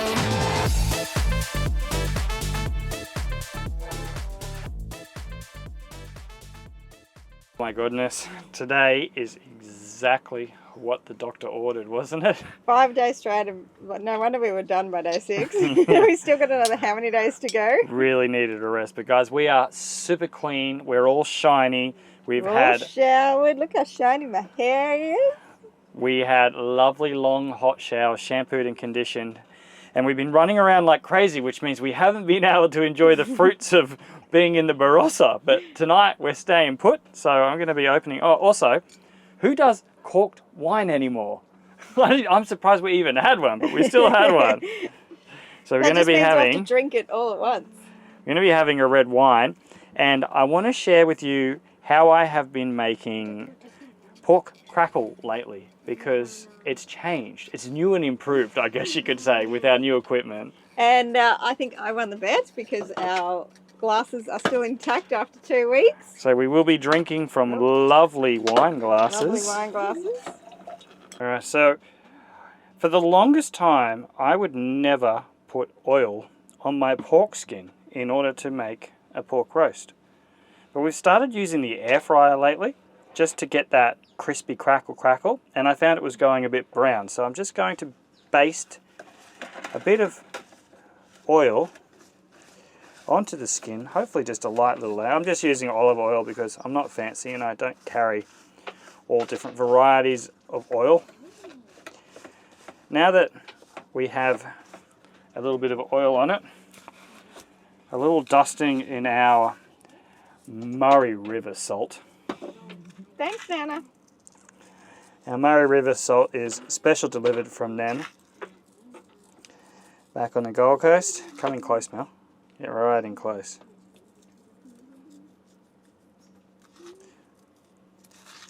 That's what makes it so tasty, right? All that salt. That's what's going to give us a heart attack, that's for sure.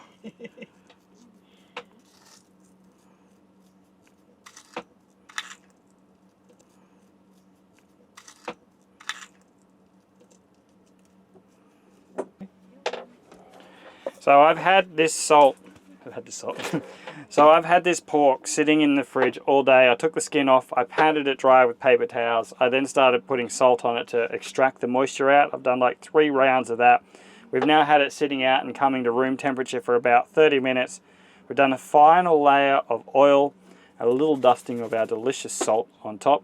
I've got that air fryer heating up, so I'm just going to go and pop that in the air fryer now.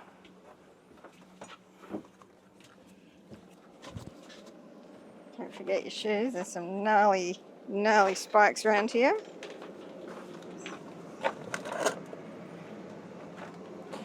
Alright, our favourite little addition to our family. Would you believe how hard it was for me to convince Mel to bring this into our family? Look, let me show you her guilty face.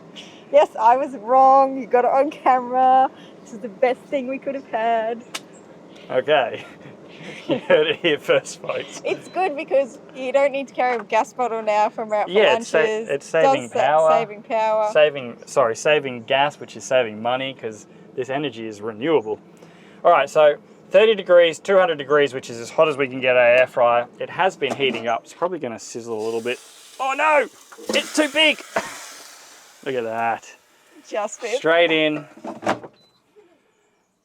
So 30 minutes, and now I'm going to get the barbecue heating up. I'm going to transfer it to the barbecue for the last of the cook. Air fryer magic, baby. Have a look at this. It's already crackled. You could get right into it. Oh, so yum. From here, I'm going to transfer it into a tray. Got our mise en place done for our vegetables. Potatoes are already on because they take longer. Carrots ready to go. Pumpkin ready to go. Bit of corn in here. So from here, I'm just going to finish the cook in the barbecue. So how long will it take in the barbecue? About an hour now. So we did half an hour in there, an hour in here. Pop her in. We'll get the rest of the vegetables in good time. And young Kaylee has been waiting patiently for a game of chess against her old man. It's getting harder and harder to beat her. And now we just wait patiently for dinner to cook in paradise. Someone tell Barry we're living, hey Kaylee? Yeah. I go first? Yeah.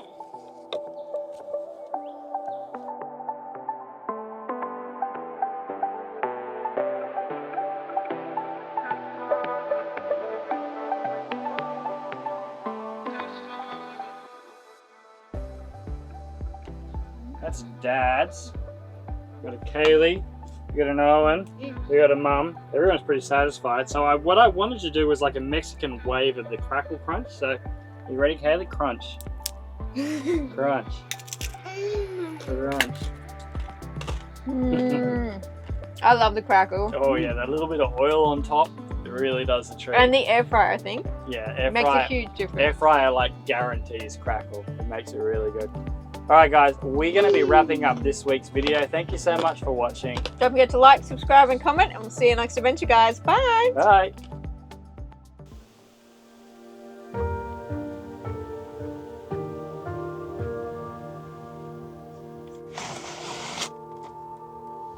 Hey darling, it might be time to wake up. We've got some exploring to do. We've got some exploring to do. I do like your dinosaur. Kids have been up, doing a bit of crafting. Would you kids like some pancakes for energy before we go exploring? Pancakes, pancakes, pancakes! So with the pancakes, I got told a trick where you wait until the bubbles stop popping, and as soon as the bubbles stop, it's time to flip a pancake. See how that goes. That looks pretty bang on. I was just outside using the barbecue to increase my output, and the ranger came around and told us it's a total fire ban today, so we had to shut down the barbecue. No open flames outside, which is a little bit nerve-wracking, isn't it? Considering Kangaroo Island's history with fires, also means it's going to be really hot. So we might find ourselves at a beach today as well. We got to get our pancakes eaten and then off exploring. Thank you. Everyone happy with the pancake explore day? Yeah. I love a pancake explore day. I love Vegemite on my pancakes. Ew.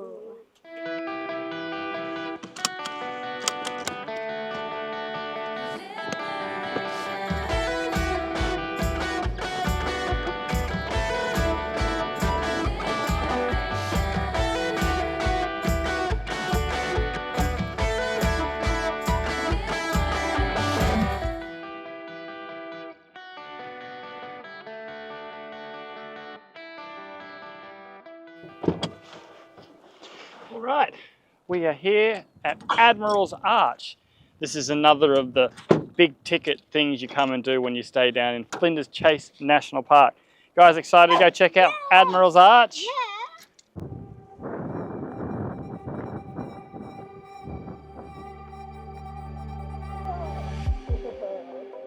There it is. Hey, do we have it to ourselves?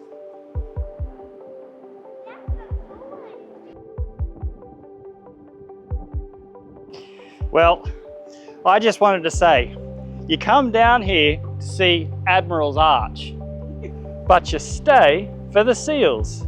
How cool! Oh yeah, look, now I can see them. They're on the rocks. Still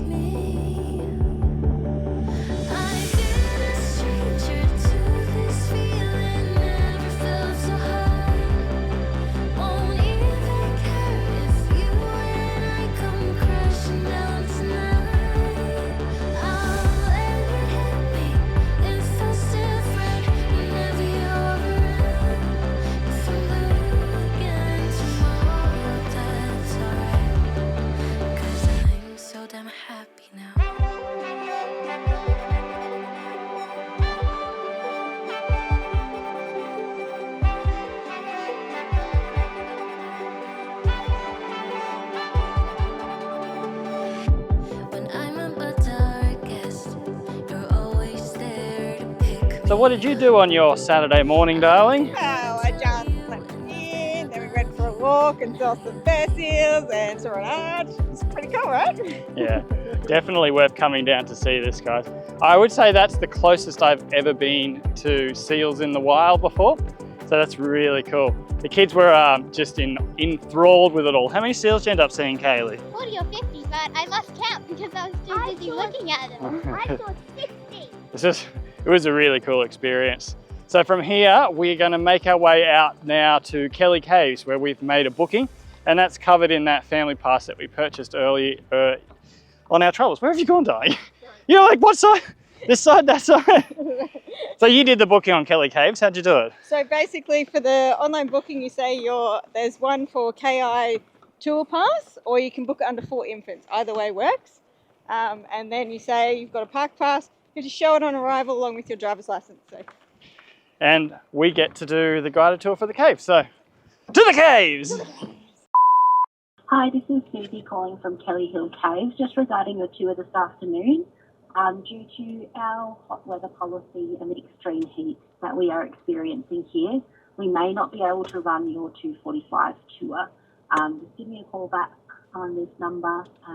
I'll give you another try a bit later, and we can organise another time for you. Thank you. Bye. 38.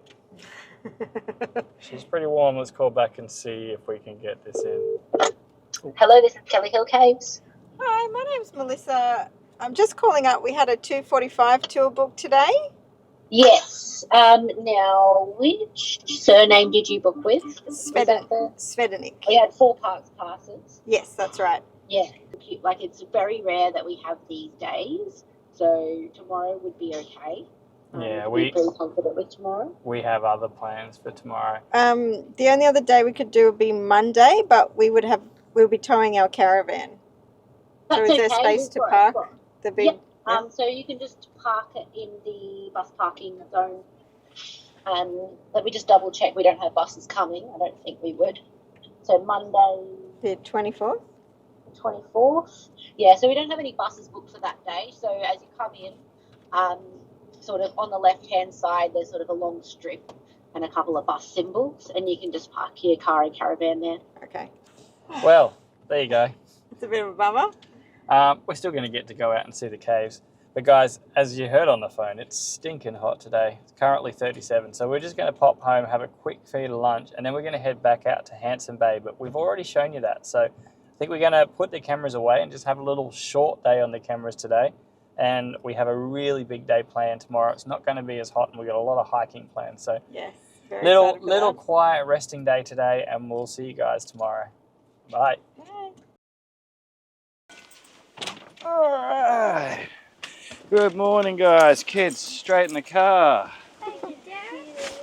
Well, the temperature certainly dropped out. Yesterday it was like 38 and it was overcast, which is the worst conditions for solar. So it is, yeah. Our battery banks are down to 50%, but if you look up, we've got blue skies today and the temperature has cooled right down. It's max 23 today. Perfect day for hiking. So today we are heading out to Cape Border. We're going to do Harvey's return hike as well as Ravine de Cassor's hike. So both the ladies in the info centres that we spoke to, they both said these were their favourite hikes on the whole island. Yeah, their favourite area on the whole island. So we're pretty pumped for it. We got about 50 k's to travel. Apparently it's pretty corrugated. So let's go and get started, hey? Yep.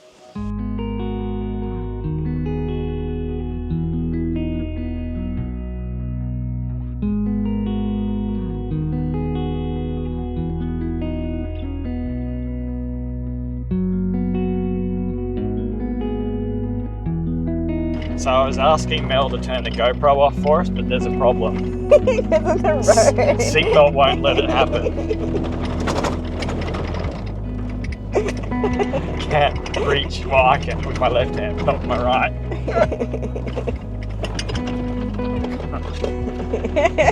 It's corrugated.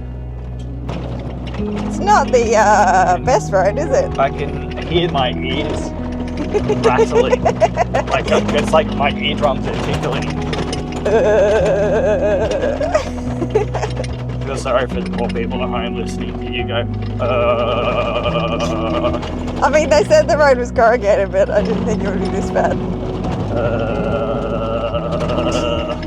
They're listening to you. Turn that off. Well, we made it. What a drive out. It's a beautiful drive out. Just a little bit corrugated. Just a little bit corrugated. So this is the hike we've come out to. Ravine hike. It's a 7-kilometre return hike, as recommended by not one, but two different info centre ladies as the best hike here on the island. I'm pretty excited for this one, so let's go and see if it lives up to that expectation.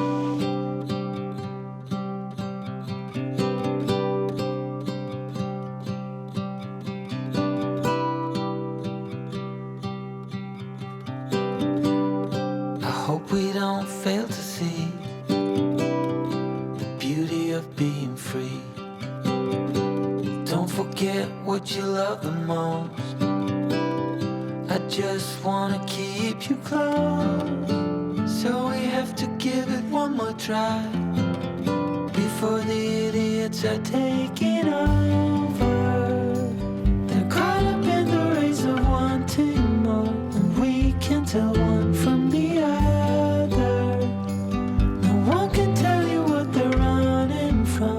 No one knows anymore. What's it for? What's it for?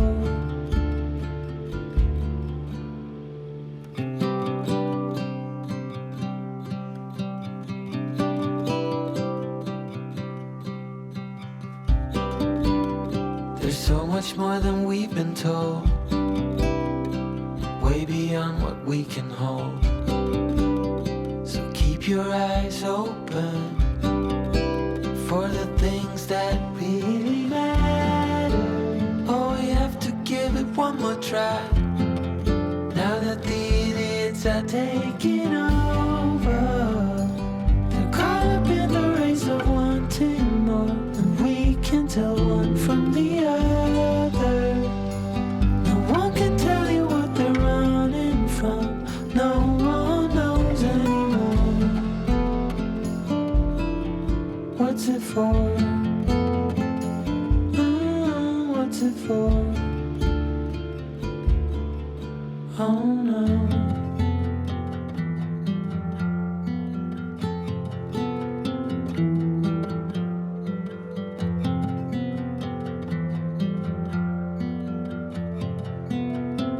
One more time before it's over.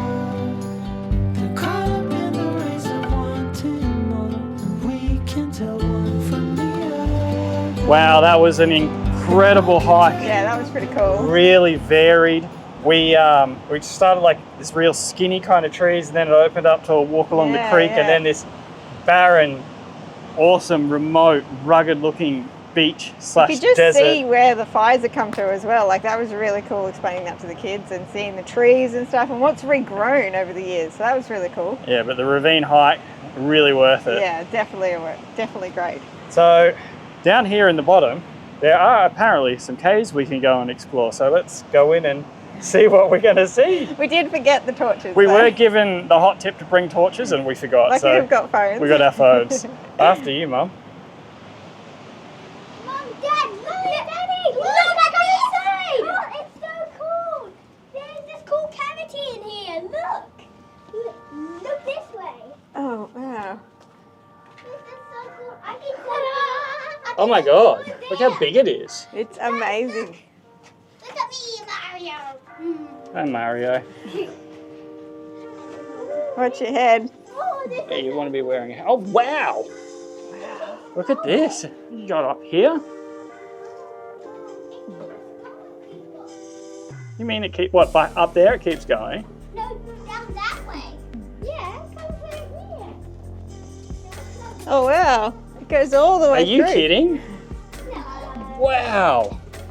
I just stepped in a puddle. Look at that. You stand up in here. Oh, look at this. It's dripping. Wow, so stalactites and stalagmites. Which one is which?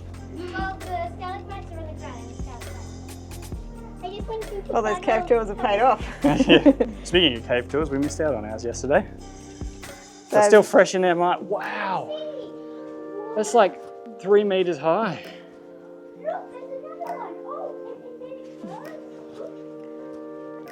This is insane. This is incredible. I hope the bear or the dragon doesn't live in here. They probably used to. What? It's still going.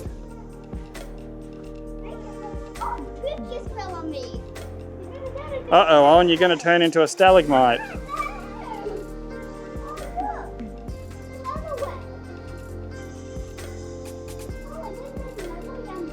Oh, look at that. Look at that formation. So it's like a shelf hanging there. That's really cool. Don't touch, darling. I don't want to damage anything. Look at this. Holy dooly. It ends the table. Don't touch, remember? This is insane. I did not expect this. Keep going. Let's go this way.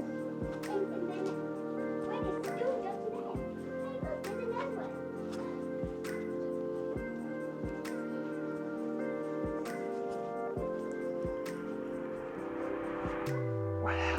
This is unbelievable. I am absolutely blown away. This is insane. This is huge. You want a torch, do you, Kaylee? What is it? A tunnel? There might be another way behind it. I can put it and then. Oh, it just looks a little. Oh, sorry. Is it a dead end, Owen? Dead end? That's still awesome. This is why having little people is helpful. Out, please. They can go ahead of you and save you the trouble. There's an exit there. Oh my goodness, look at this thing.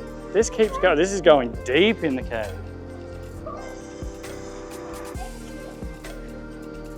And all we can hear is like the ocean and like the drips.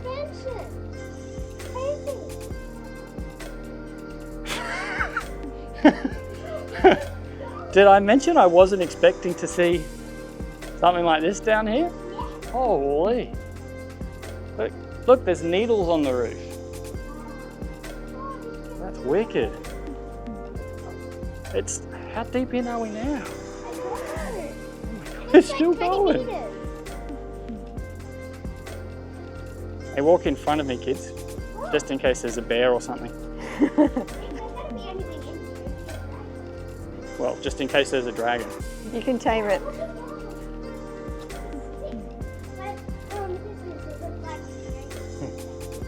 What are we like? I really wish we had brought torches now. We're like 5 meters in. It just keeps going. We're at least 25, 50 meters in now.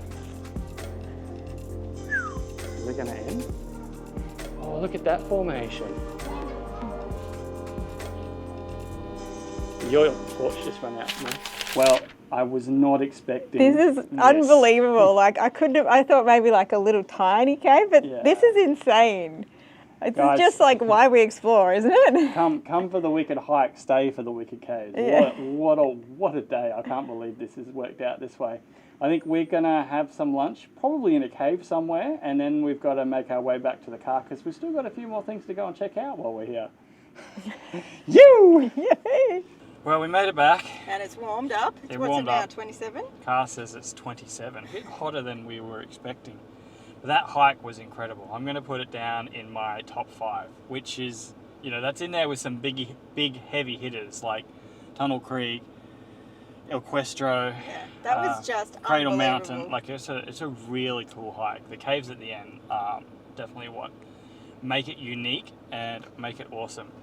But we've got a few more things to do down here in Cape Border, and one of those is the lighthouse, which is, what is it, self-guided tour that we're allowed to do? I think it's a self-guided tour, yeah. And that's something that our family pass is giving us access to. So off we go. To the next adventure. Mum's commenting that everyone's got black feet. She's like, how come all your feet are black? Your feet are probably black too. Let's just not look. Mine's not black. The trail was a bit dirty, and I think we were intaking a bit of dirt on the trail. But here we are, Cape Border, and it says here, Lightkeeper's self-guided tour. That's really cool. Lead the way. Lead the way, I'm the lightkeeper.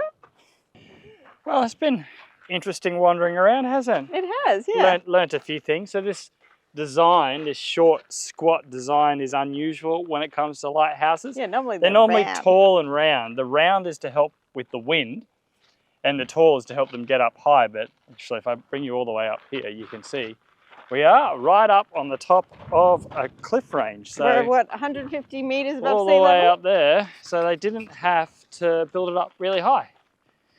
And that was manned for about 150 years and was tough out here, like really tough.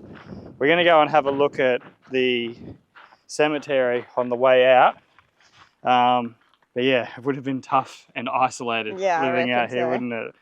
You've got to wonder what would bring people to do this job. Yeah, because I mean... Can you imagine, like, it's remote now, but imagine back in the 1800s how remote this was. Yeah, they'd have to have ships come and drop them food, I guess, and if the weather's bad, like, they wouldn't get food, like, what? Exactly. Everything now, yourself. At Harvey's Chase, right, that's where the food would get delivered, which is where we're going to head. Harvey's Return, which is about 10 kilometres that way. So they have to trek 10 kilometres just to meet the ship.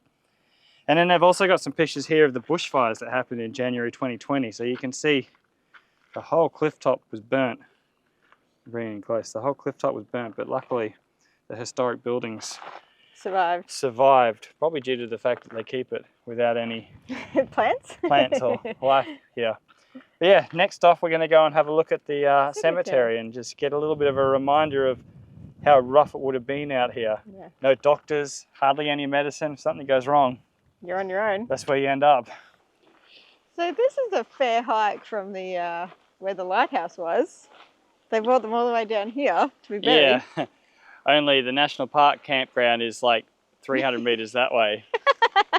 So the lighthouse keepers were superstitious, but National Parks doesn't care. Now, it just makes you think though, as I said, the lighthouse was probably in operation for somewhat like 140, 150 years. This is how many people passed away out here. It would have been rough and tough. And I don't know how many families were out there. I can't imagine more than 4 families. Yeah, probably not too many, but at a time. It just makes you think, doesn't it? Yeah, what would go through your head to take that job? Why would you choose to be a lighthouse keeper out at Cape Border, the bottom of Kangaroo Island in the 1800s? They wouldn't have seen a person for years, other than the people in that community. Just crazy. Anyway, we'll have a little look around. So interestingly, the majority of the, what do you call them? Deceased? Deceased, yes. It's the family. It's the family. Not the lighthouse keepers. Wife of lighthouse keeper, daughter of lighthouse keeper, son of, wife. And just the names as well, they all sound very odd, like Irene, Augusta, Gregory. Just like imagine being the family member of the man who's like, I'm going to drag you out and we're going to be lighthouse keepers, and it's the women and the children and the only men can be lighthouse keepers that paid the price for it. How's your eye, darling? Kaylee's got something in her eye. All right, guys, we're going to wrap up our adventure day a little bit early. Little Miss Kaylee's managed to get something in her eye. It's really uncomfortable for her. Yeah. So we can take her home and... Gave her the choice, did you want to do the last walk or go home? And she's asked to go home. So we'll head back home and find some eye wash and try and clean out her eye and hopefully get her feeling a little bit more comfortable. Bit of a shame, but it's all good. It's part of our motto, isn't it? Always leave something undone, so you've got a reason to come back. That's right. That is true. Salt necks and mix, Kaylee. Alright guys, a little update. Oh, if there was smell-o-vision in here. Nothing like a bit of, the salt's here, sweetheart. Nothing like a bit of cooked mince to make the van smell delicious. We made it home safely. Kaylee's eye is doing much better. We have these little eye drops. They're called Oculin. They're for sore or irritated eyes. A couple of drops in there and a shower and she's 100% again. So yeah. Hot tip, chuck one of these in your, what did you call it? Your medicine bag. And maybe carry them in the car so you can help them when you're out on the road. But the plan tonight is Kaylee is actually cooking dinner. I've been teaching her how to cook spaghetti bolognese. It's the first meal that she's learning to cook. This is, what, your 3rd time cooking dinner? Is that right, Kaylee? Yep. Are you ready to be pretty independent on this one? Nope. Nope, you still want me around watching? But I kind of get somewhat of a night off. It's been pretty disastrous, but you know, they got to learn sometime. Mel's looking at me. The last time Kaylee cooked, we ended up with pasta sauce spilled all down here on our bed. They got to learn some way. All right, so all the meat's now cooked, Kaylee. We're going to do a pinch of oil, then the garlic. We can put the garlic in for about 30 seconds, mixing it around so it doesn't burn. We don't want to burn the garlic. Okay. And then quickly get in the carrots and the onions to cool off that garlic. Okay. And action. No pressure, Kaylee. I'm not recording you or anything. Wait, what? Okay. Garlic, a teaspoon of garlic.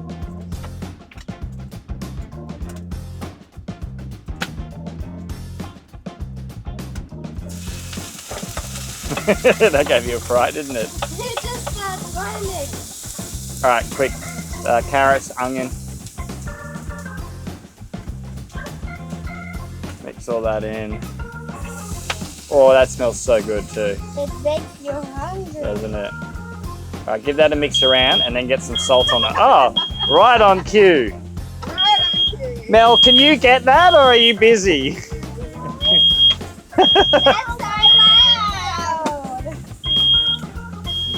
Alright, yeah, that's a good girl. I didn't even have to tell you. The salt next. Pull it out. Never mind that bit. And then you give it a little twist. See how it spirals? And then you can drop it like that.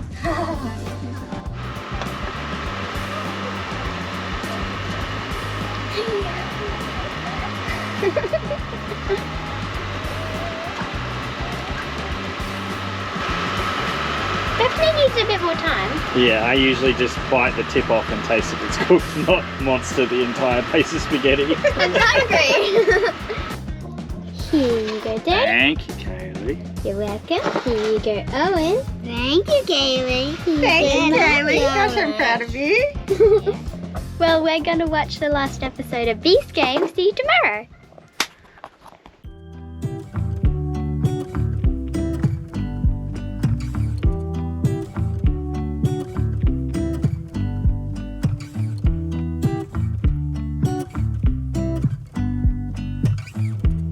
Well, good morning. It is day 10. Can you believe it? I can't believe it, day 10. I still feel like there's still so much to see and do and our time's coming to an end so quickly. I know, I feel like we've barely scratched the surface of what you can do here. So we're leaving Flinders Chase National Park this morning, unfortunately. And before we leave, we still have to tick off one item in the National Park, which is going to Kelly Caves. So let's check it out.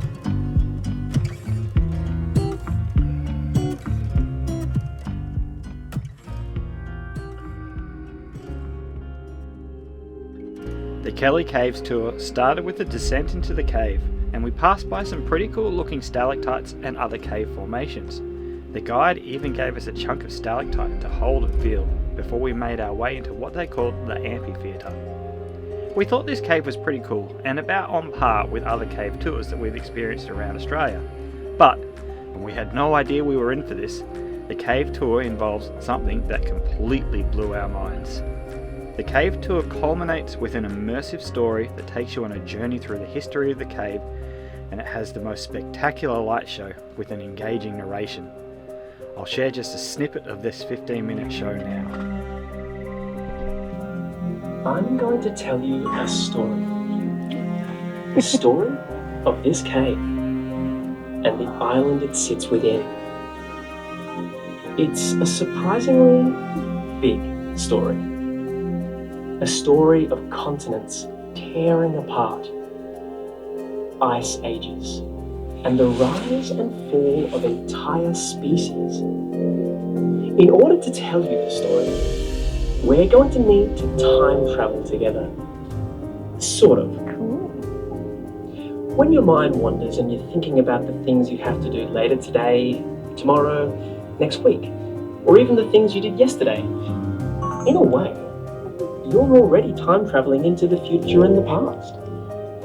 We're just going to go a little bit further than that. 1, 2, 3.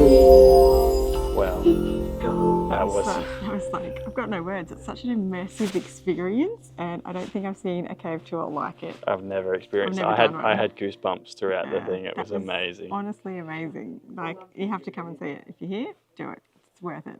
Absolutely.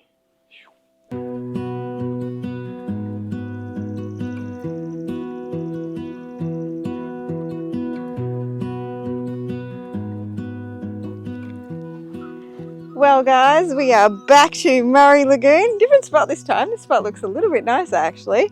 And we are, well, I'm gonna miss having daily showers. Back to military style showers every second day. We still have one more activity to do today.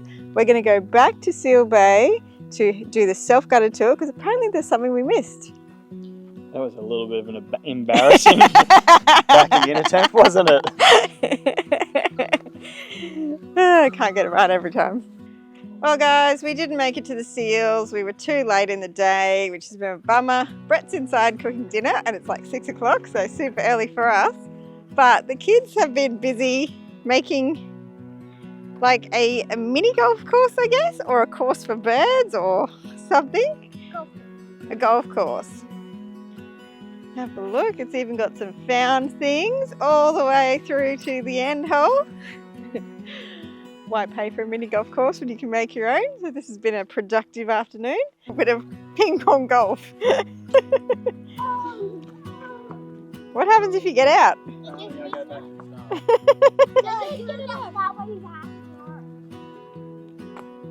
I don't know if this is the greatest ball to use. Are you ever going to get past go? Do not collect $200. Jinx. Oh no!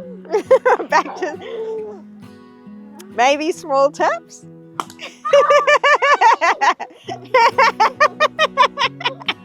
What was that? Was that the whack? You put it. You dented the ball. Gosh, it's hilarious.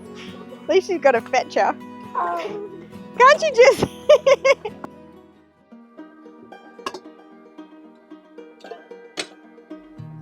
You know that I lie when I say that I'm fine, 'cause you know me like that. You know me better than anyone I know.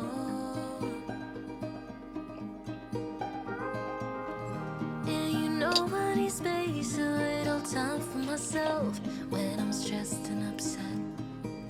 You know me better than anyone I know. Darling, we have been to hell and back. That's how I know this is forever. All these years, every single tear, all the regrets and promises, all the cups, breakups, bumps in the road, we've been until we break. We keep crashing down, but baby, we got. Well, good morning, guys. I don't know what it is about this campsite, but it just has such a better vibe than the last campsite over the other side. This one's campsite 5 if you want to book this one. And for some reason, it's just drawing us outside. It feels like we're sitting in amongst the bush. There's been a little family of blue fairy wrens that keeps hanging out nearby, which has been really cool to watch and see. As you can see in the background out there, it's called the kids outside this morning as well. But guys, as you know, we missed out on our second visit to the sea lions yesterday afternoon, which means we have to pack even more into today. So I'm going to drink my coffee and then I'll go in and wake Mel up and we'll need to get our day started.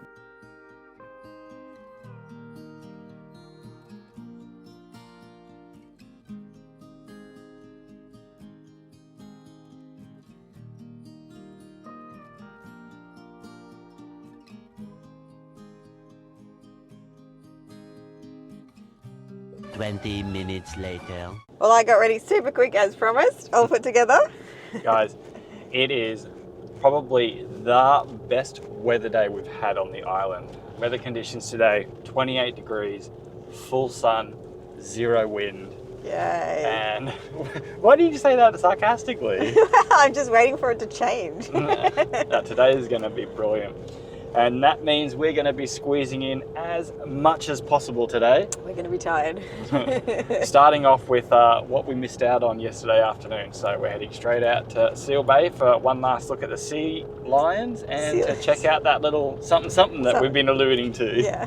Well guys, this is what we've been alluding to. It's a baby humpback whale carcass. We're told by the rangers that it washed up over on another beach, and so when it all decomposed, they moved it here, and it was the hardest day of their life because it was so heavy to move. Can you imagine, like, if that's a baby, imagine what a big one looks like. But while we're here, we may as well go down and check out the sea lions one more time.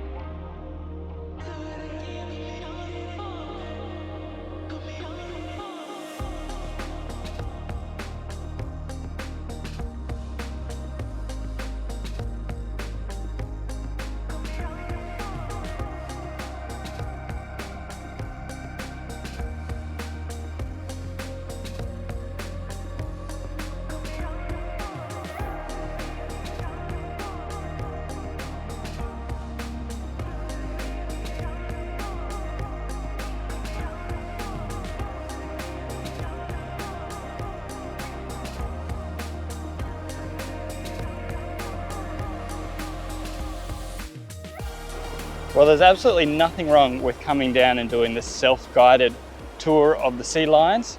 They were far more active this morning as well, wouldn't you say? Yeah, no, it was good to see them like moving around, swimming in the water, and you can see them from a good vantage point, so it's nothing wrong with that. I wish I'd brought out my binoculars though. That would be a good tip. Yeah, they're sitting pretty in the car. But they were more active as well than the last time we visited, which was the afternoon. And what we've learned is they come up into these dunes in here. They sleep in the dunes, then they come down and laze about on the beach during the day. So that probably explains why they're a little more active in the morning. So a hot little tip would probably be to time a visit here for the morning, I think. But we've still got a lot more to do today. So back to the car and off to do more things. This is a face of disappointment. One of the things that I was most looking forward to doing over here on Kangaroo Island was picking up some fresh marron and cooking up a marron recipe. I've never tried it before and I've heard amazing things. If you didn't know, Kangaroo Island is the only place in Australia outside of Western Australia where you can actually get marron. And there's a really cool farm gate sale place that we wanted to come to. I've just called them up and they're on holidays in Adelaide at the moment, so we're gonna miss out. And I'm gutted. I'm honestly gutted. Nothing we can do about that now though, so I guess we're just on to the next activity, which is going to make the kids happy. You know what the next activity, kid, is? It's sandboarding! Yes! Oh my gosh. The thing that I was looking forward to the most on Kangaroo Island was going sandboarding on Little Sahara sand dunes. It was really fun and I was really good at it, but it did get very hot.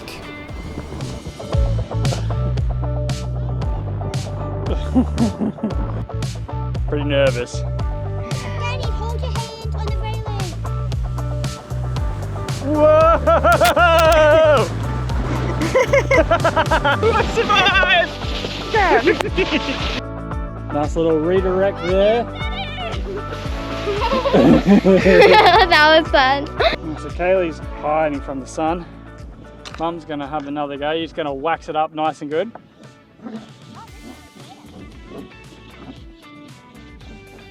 Some local beeswax from the island. I should get you going nice and fast. Oh, great. I make this look so great, should I? I'm glad I put shorts on, otherwise I would have so much sand everywhere. I'm putting sand everywhere. Let's go, Mum. You know, everyone was having a really good time with the sandboarding and they were all really, really good, but not me.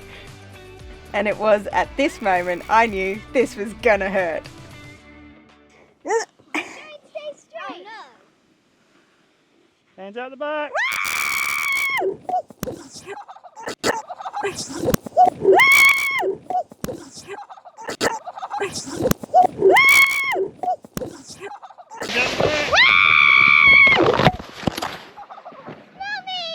you okay? Well, that hurt significantly more than I thought it would. Maybe a helmet would have been a good idea. Break the GoPro. Oh, did my sonny survive? I did. Ow. That toboggan hit my ass. Bleeding, Mummy. So after absolutely caning myself, I wanted to have one more try to try and prove to myself that I can do it. So here I go. Wish me luck. Go, Mum. Go, Mum.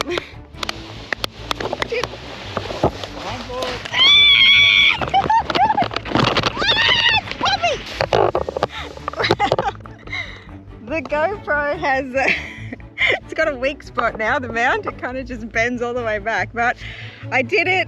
I didn't fall off. We can leave now. I'm good. I'm done. I'm injured. I'm sandy. I made it down without hurting myself, so I'm proud of that. So we can definitely leave. Let me set a scene for you. I'll turn around. You're covered in sand. It's 30 degrees. It's calm. The ocean looks like that.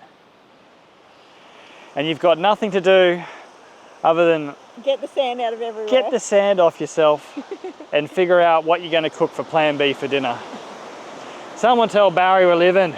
Oh, I'll show you this as well. You think the kids get enough bloody climbing the dunes? Oh, they've left now, but they just run up that hill now. Now they're climbing in the rocks. So guys, we are going to have a little swim in the ocean like these folks here. Get all the sand off me, I hope. Clean the sand off and just enjoy what is a absolutely magic Kangaroo Island day.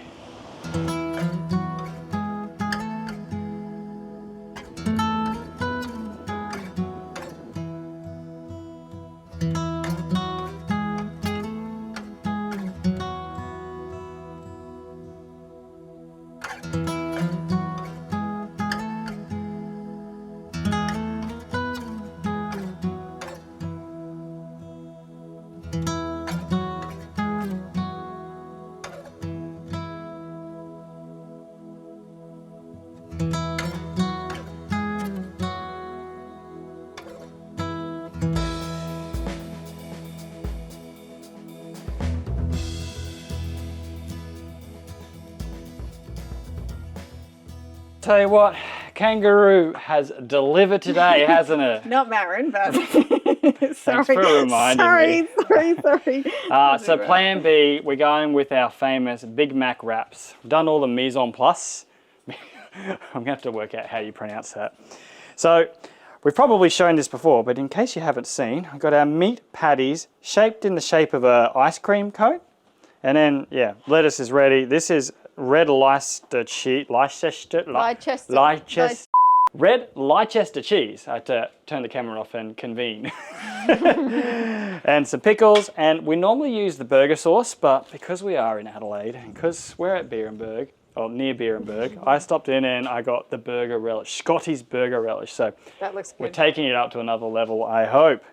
And we have our big teppanyaki board to cook on. It looks like, you know, you're going to Macca's and it's cooking all the fried stuff. And, well, it looks about as dirty as the Macca's one. Unfortunately, it's not as clean as the last time we were here because there are a few more people here tonight. First time the entire time that we've been here. First time we've been here, but there's been more than like us. let's start getting this cooked and we'll show you the process of our famous burger wraps. Now, the brilliant thing about this giant teppanyaki plate, you can cook all of them at once? I can cook everyone's at once, exactly.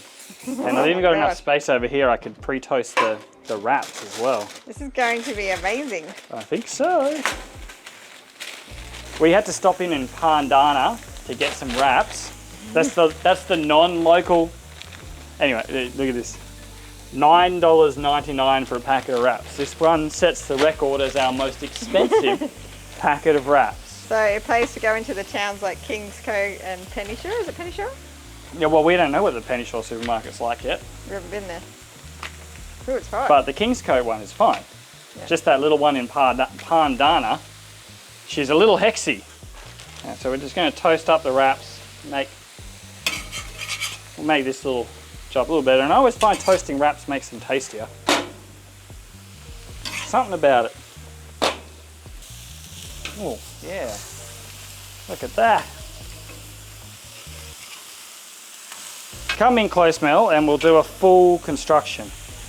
We'll just use one as an example. So we take our knife, put a little line down the middle. Starting from the middle of the circle like that, we are then going to put our burger relish on. A little bit in every section. And then, it's important, red Leicester cheese. And that has to go down here in this quadrant here, because this little quadrant is the quadrant that's going to go back on the cooker and melt the cheese. And another thing that I've been learning is less is more. Don't put too much cheese on, don't put cheese anywhere else, just a little bit here, and that's what makes it delicious. Now, because this is a parent's one, we're going to get pickles. The kids' ones is without pickles because they are not yet ready for pickles. That's fine, because more pickles for me. More pickles for us. Now, this little section here is where the lettuce goes. And that's because it's this quadrant here that's in the middle. So when we fold this all up with our meat, when the meat's cooked, this bit here is the middle, so the lettuce doesn't go soggy and get overcooked. It's this quadrant here and this quadrant here that is getting the direct heat and getting warmer. This is all cooked, so we'll show the process of preparing the burger wrap. Mince goes down on top of the meat. Folding up, this is what the cut was for. We fold one cut up like that, and we wrap this one around. You'll see that pickles is on the bottom on one side, burger is on the bottom on the other side. That, almost ready to eat, but we're going to toast it. That will melt the cheese down the bottom and cook the pickles on the bottom and toast up the wrap as well, but I'm going to get the rest of them ready first. Here we go. Oh, that feels like a mouthful. Good thing that one's yours. Feels like it's going to be a pretty good mouthful. Come in close, Mel. Yep, that's going in the right spot. Look at that. Okay. Well, it's no Marin pasta, but it's a pretty good plan B, if you ask me. This is actually Owen's first go at Big Mac wraps, isn't it? Yep. Normally we do noodles because it's just such a process doing this in the van. Like, I've got to cook one at a time. It's an hour-long process, and he would rather eat noodles. But because we could do it all at the same time, Master Owen gets his hands on a Big Mac wrap. Gosh, I just love Kangaroo Island. We've just finished dinner and literally right in front of us is an echidna. And I just think it's amazing because the echidnas, they're all different. Like the ones in Tassie are super fluffy. The ones here are super spiky, so it mustn't get too cold. I like to call them echidna because that's how it's spelt. Echidna.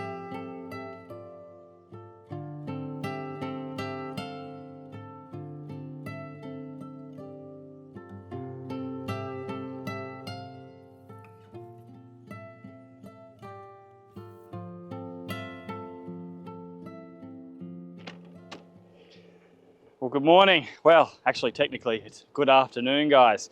It's afternoon of day 12 for us. We've had a bit of a quiet start today. Kids have done a bit of school. Allow me to get that for you, darling. We are moving. We didn't originally intend to move. We actually originally booked here at Murray Lagoon for the rest of our time here. But one thing that we've discovered is Kangaroo Island is a bloody big island. And it's a lot. We're doing a lot of kilometres around the island. So what we've done is we've actually booked a camp right up on the eastern end of Kangaroo Island because we haven't done any exploring up there on the eastern side. So we're moving camp and that's the plan today. Mel's in the hot seat because I want to put the drone up and give you guys a bit of a look at what the roads are like out here because, I mean, I've been talking them up. It's just awesome. I'm loving all the driving around here. 2, 3. I've been feeling so small. Watch the clock ticking off the wall. But tonight I'm letting it go. Spend my coin for sure. I'm gonna be myself, or I could be someone else. No one's stopping me now. gonna skip my breaks, I'm gonna make mistakes. I just wanna feel alive. It's just what I do when I'm out, so try not to hold me down. Feel alive when I'm in this town. Look at those beautiful stars. I wanna drive a faster car. Nothing can break me, no, no, nothing can break me. Try not to hold me down. Feel alive when I'm in this town. Look at those beautiful stars. I wanna take a trip to Mars. Nothing can break Mel, me, no, no, nothing. what's that thing? What's that thing? A car? A car? You don't see cars over here. You don't see many. What's our first one on the road? On this road? No time to show you your camp because we've got a tour at 3 and it's 2:45. Kids, stay in the car. But Mummy, can I feel something to eat? No, no time for eating. Quick, quick, quick, unhitch, we've got no time. I'm going. Boss jockey unit coming in clutch here.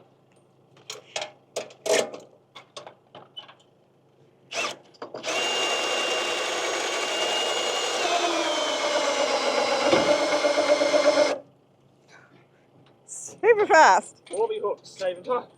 Right. We're done. Go. Go, go, go, back in the car. Well, we were in a massive rush to make it to our last tour at Cape Willoughby Lighthouse that runs at 3 o'clock. We made it just in time and unsurprisingly, we were the only people on the tour. You might be noticing that getting places all to yourself is a bit of a theme on KI. The tour itself was actually really informative and interesting, and I got the opportunity to prove that I have properly conquered my fear of heights. Moment of truth. Let's see how we go. Well, this is our first official lighthouse tour to the top of the lighthouse to look around. We've never bothered to pay for one before because we didn't see the point, but I'm so glad we got to tick this off our bucket list because it was included in the tour pass, and yeah, we might be doing more of these actually. You reckon? Yeah. Go stand out on the edge. I am on the Peer edge. down. Peer down, Mel. I am.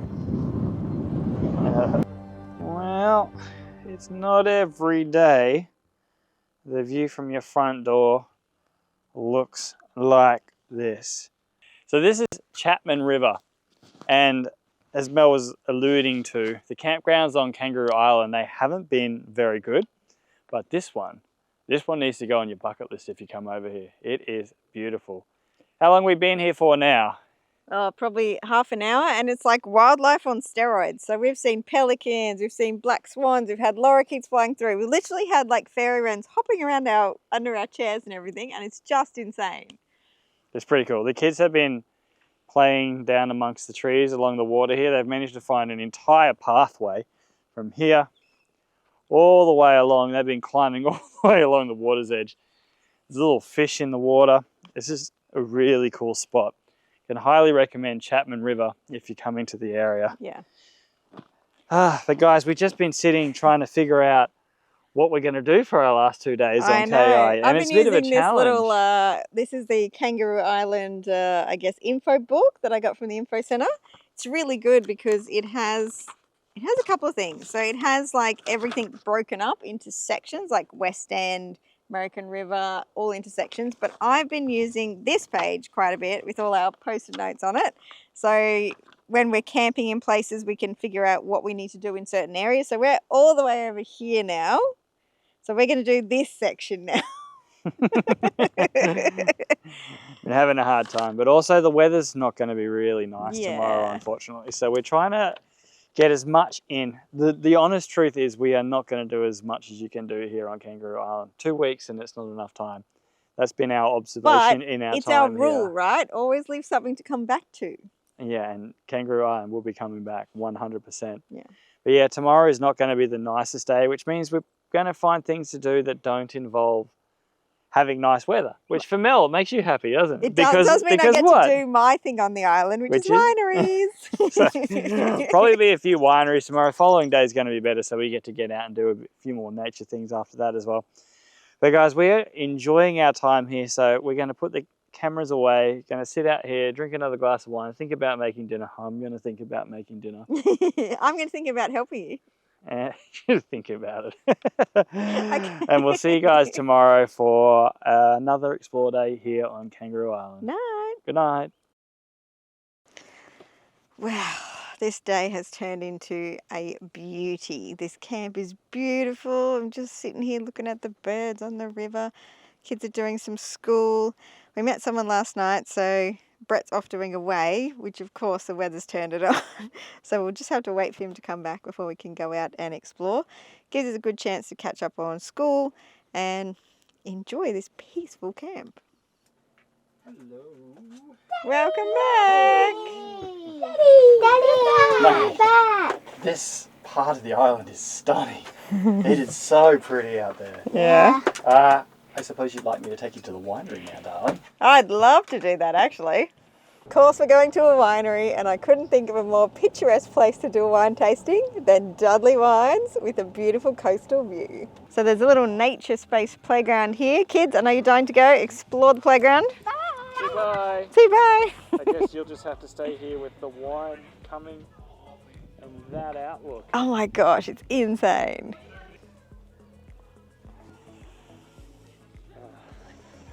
You're about as happy as a pig in mud right Oh, now. I'm so happy. I could not be happier. I mean, this is insane.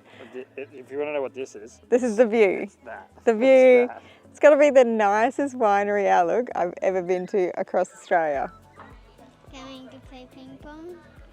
I think I have to go. I think you have to go play ping pong. I think I have to. I think I have to want go. you to play ping pong? I don't think I'm allowed to sit here and just enjoy this.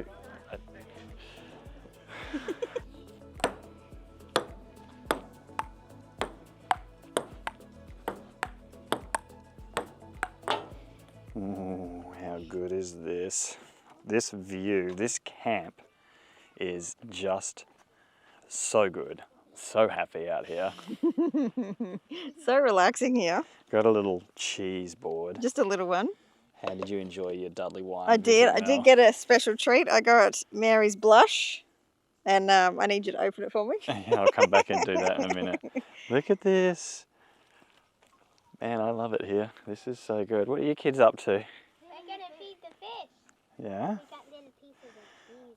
So you got some leftover cheese from the cheese board. Are there fish in there? Yep. Yeah. Oh, I can't see for the reflection. I need to try and change my angle. More pieces. Don't fall in. Oh, they're big ones. They are big,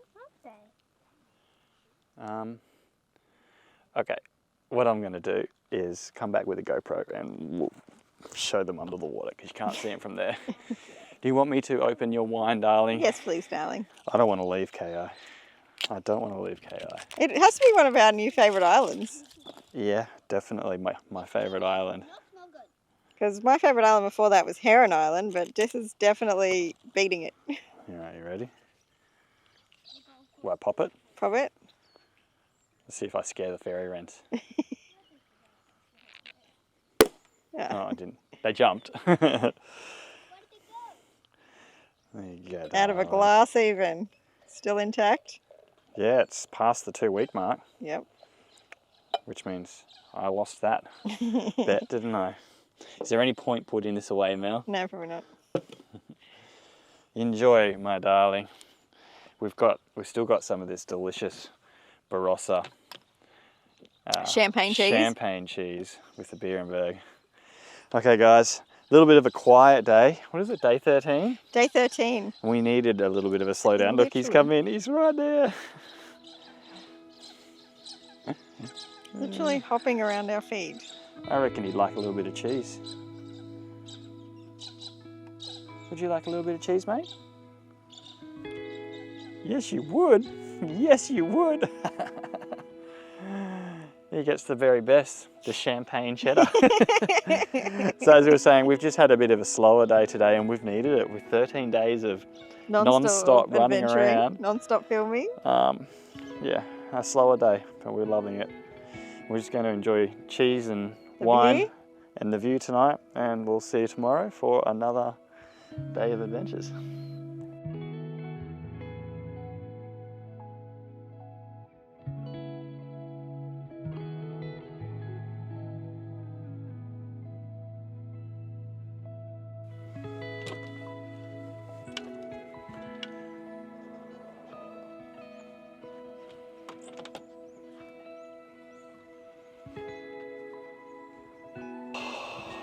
Guys, this place is so beautiful and it's so quiet. You can hear the sound of the waves crashing over there. We're actually quite close to the beach. It's probably maybe 500 meters away. The river in here, birds starting up in the morning. Kind of sad to think that this is our last day here. This morning I've promised Owen I would take him down to the beach for a fish, so I'm going to drink my coffee and then I'll go and see if he's woken up, which he probably has, and we'll go down for a quick fish.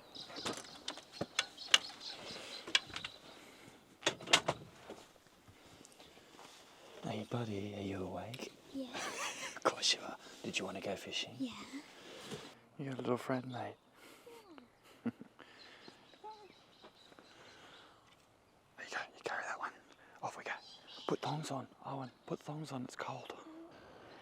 How's that for a morning view to start the day too? Just stunning. Hopefully there's a couple of fish down there.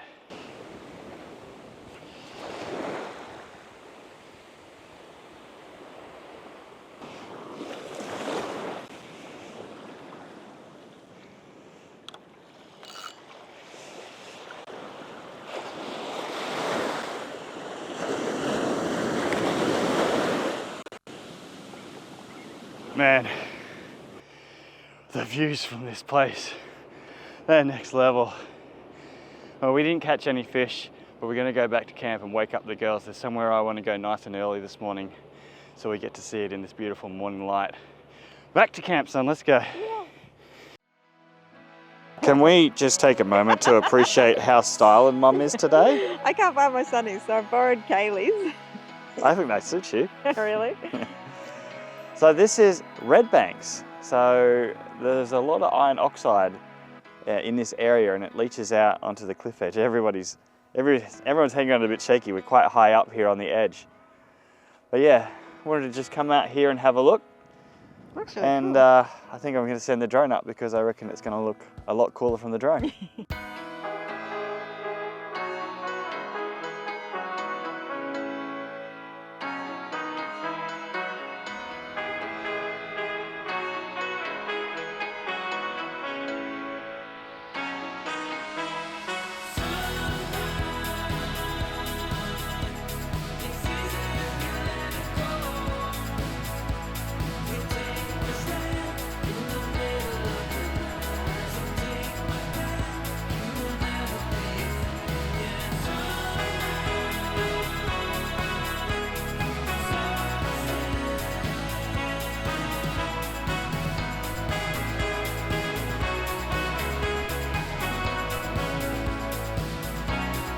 Well, that was red banks. Yeah. You want to try again? Well, that was red banks. It was pretty cool. Mel and the kids found a little secret squirrel entry down onto the beach. So it was really cool to check it out up close. Like all the colours, so beautiful. Yeah, it's really, really pretty.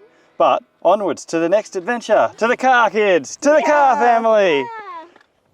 So after red banks, we swung through the sleepy little town of American River. Some of the locals have undertaken the mammoth task of recreating a historic wooden vessel, bringing back to life the Independence, a schooner that was originally built here in 1803 by American sealers. It was fascinating to hear the story about how they dropped off 50 men with nothing but an IKEA-style build-a-boat kit and a few meagre supplies. They were left here and tasked with putting a boat together, collecting sealskins, and then sailing their little schooner to Sydney to deliver the sealskins. And believe it or not, they actually achieved this goal, which is also sadly why there isn't a seal colony here anymore.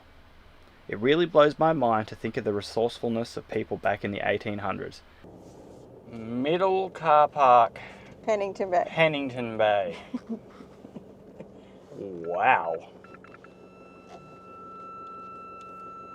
Yes, thank you, car. That is pretty spectacular. Looks beautiful, doesn't it? You know what gets me about Kangaroo Island? Is you've got places like this and you're alone here. I just don't know how that can happen. All right, so who's going? So whose turn? My turn. So the hot tip we got from the info centre was that you go to the middle car park at Pennington Bay. So there's one over here, here's the middle, and there's one back there.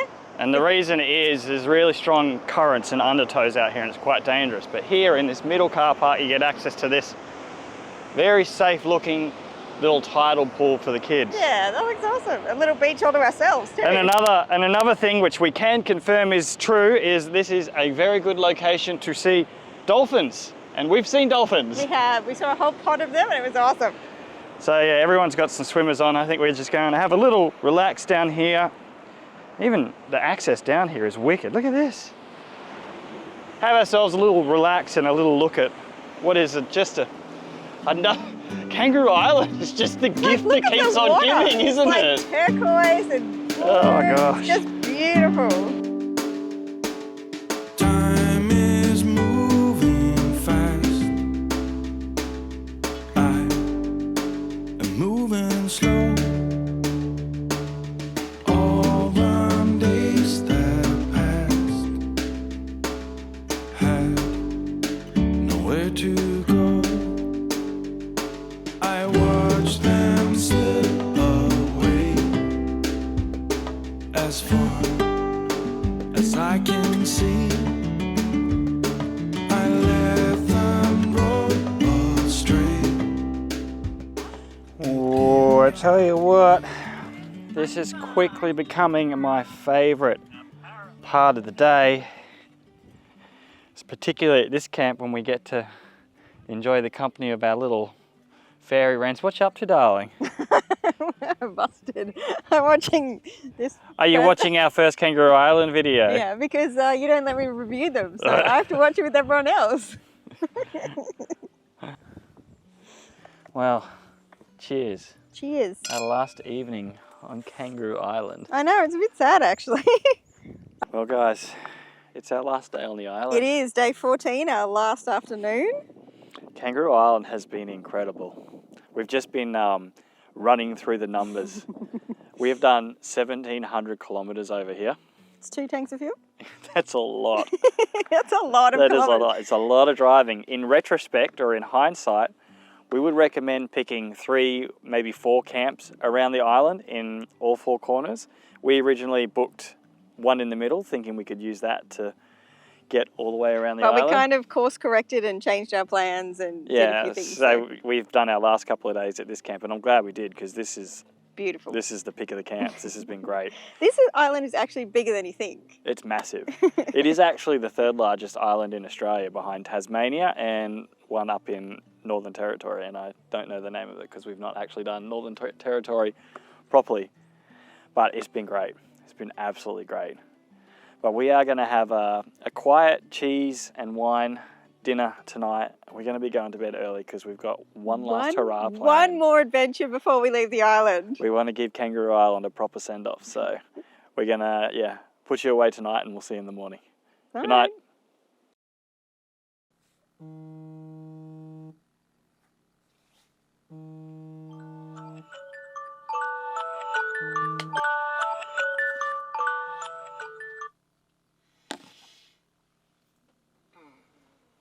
Well, good morning, guys. It's dark.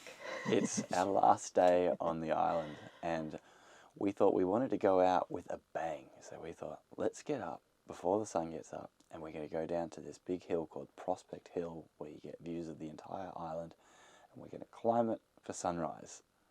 And then come back and get on the boat, hopefully on time. Yeah, because our boat leaves at 8:30.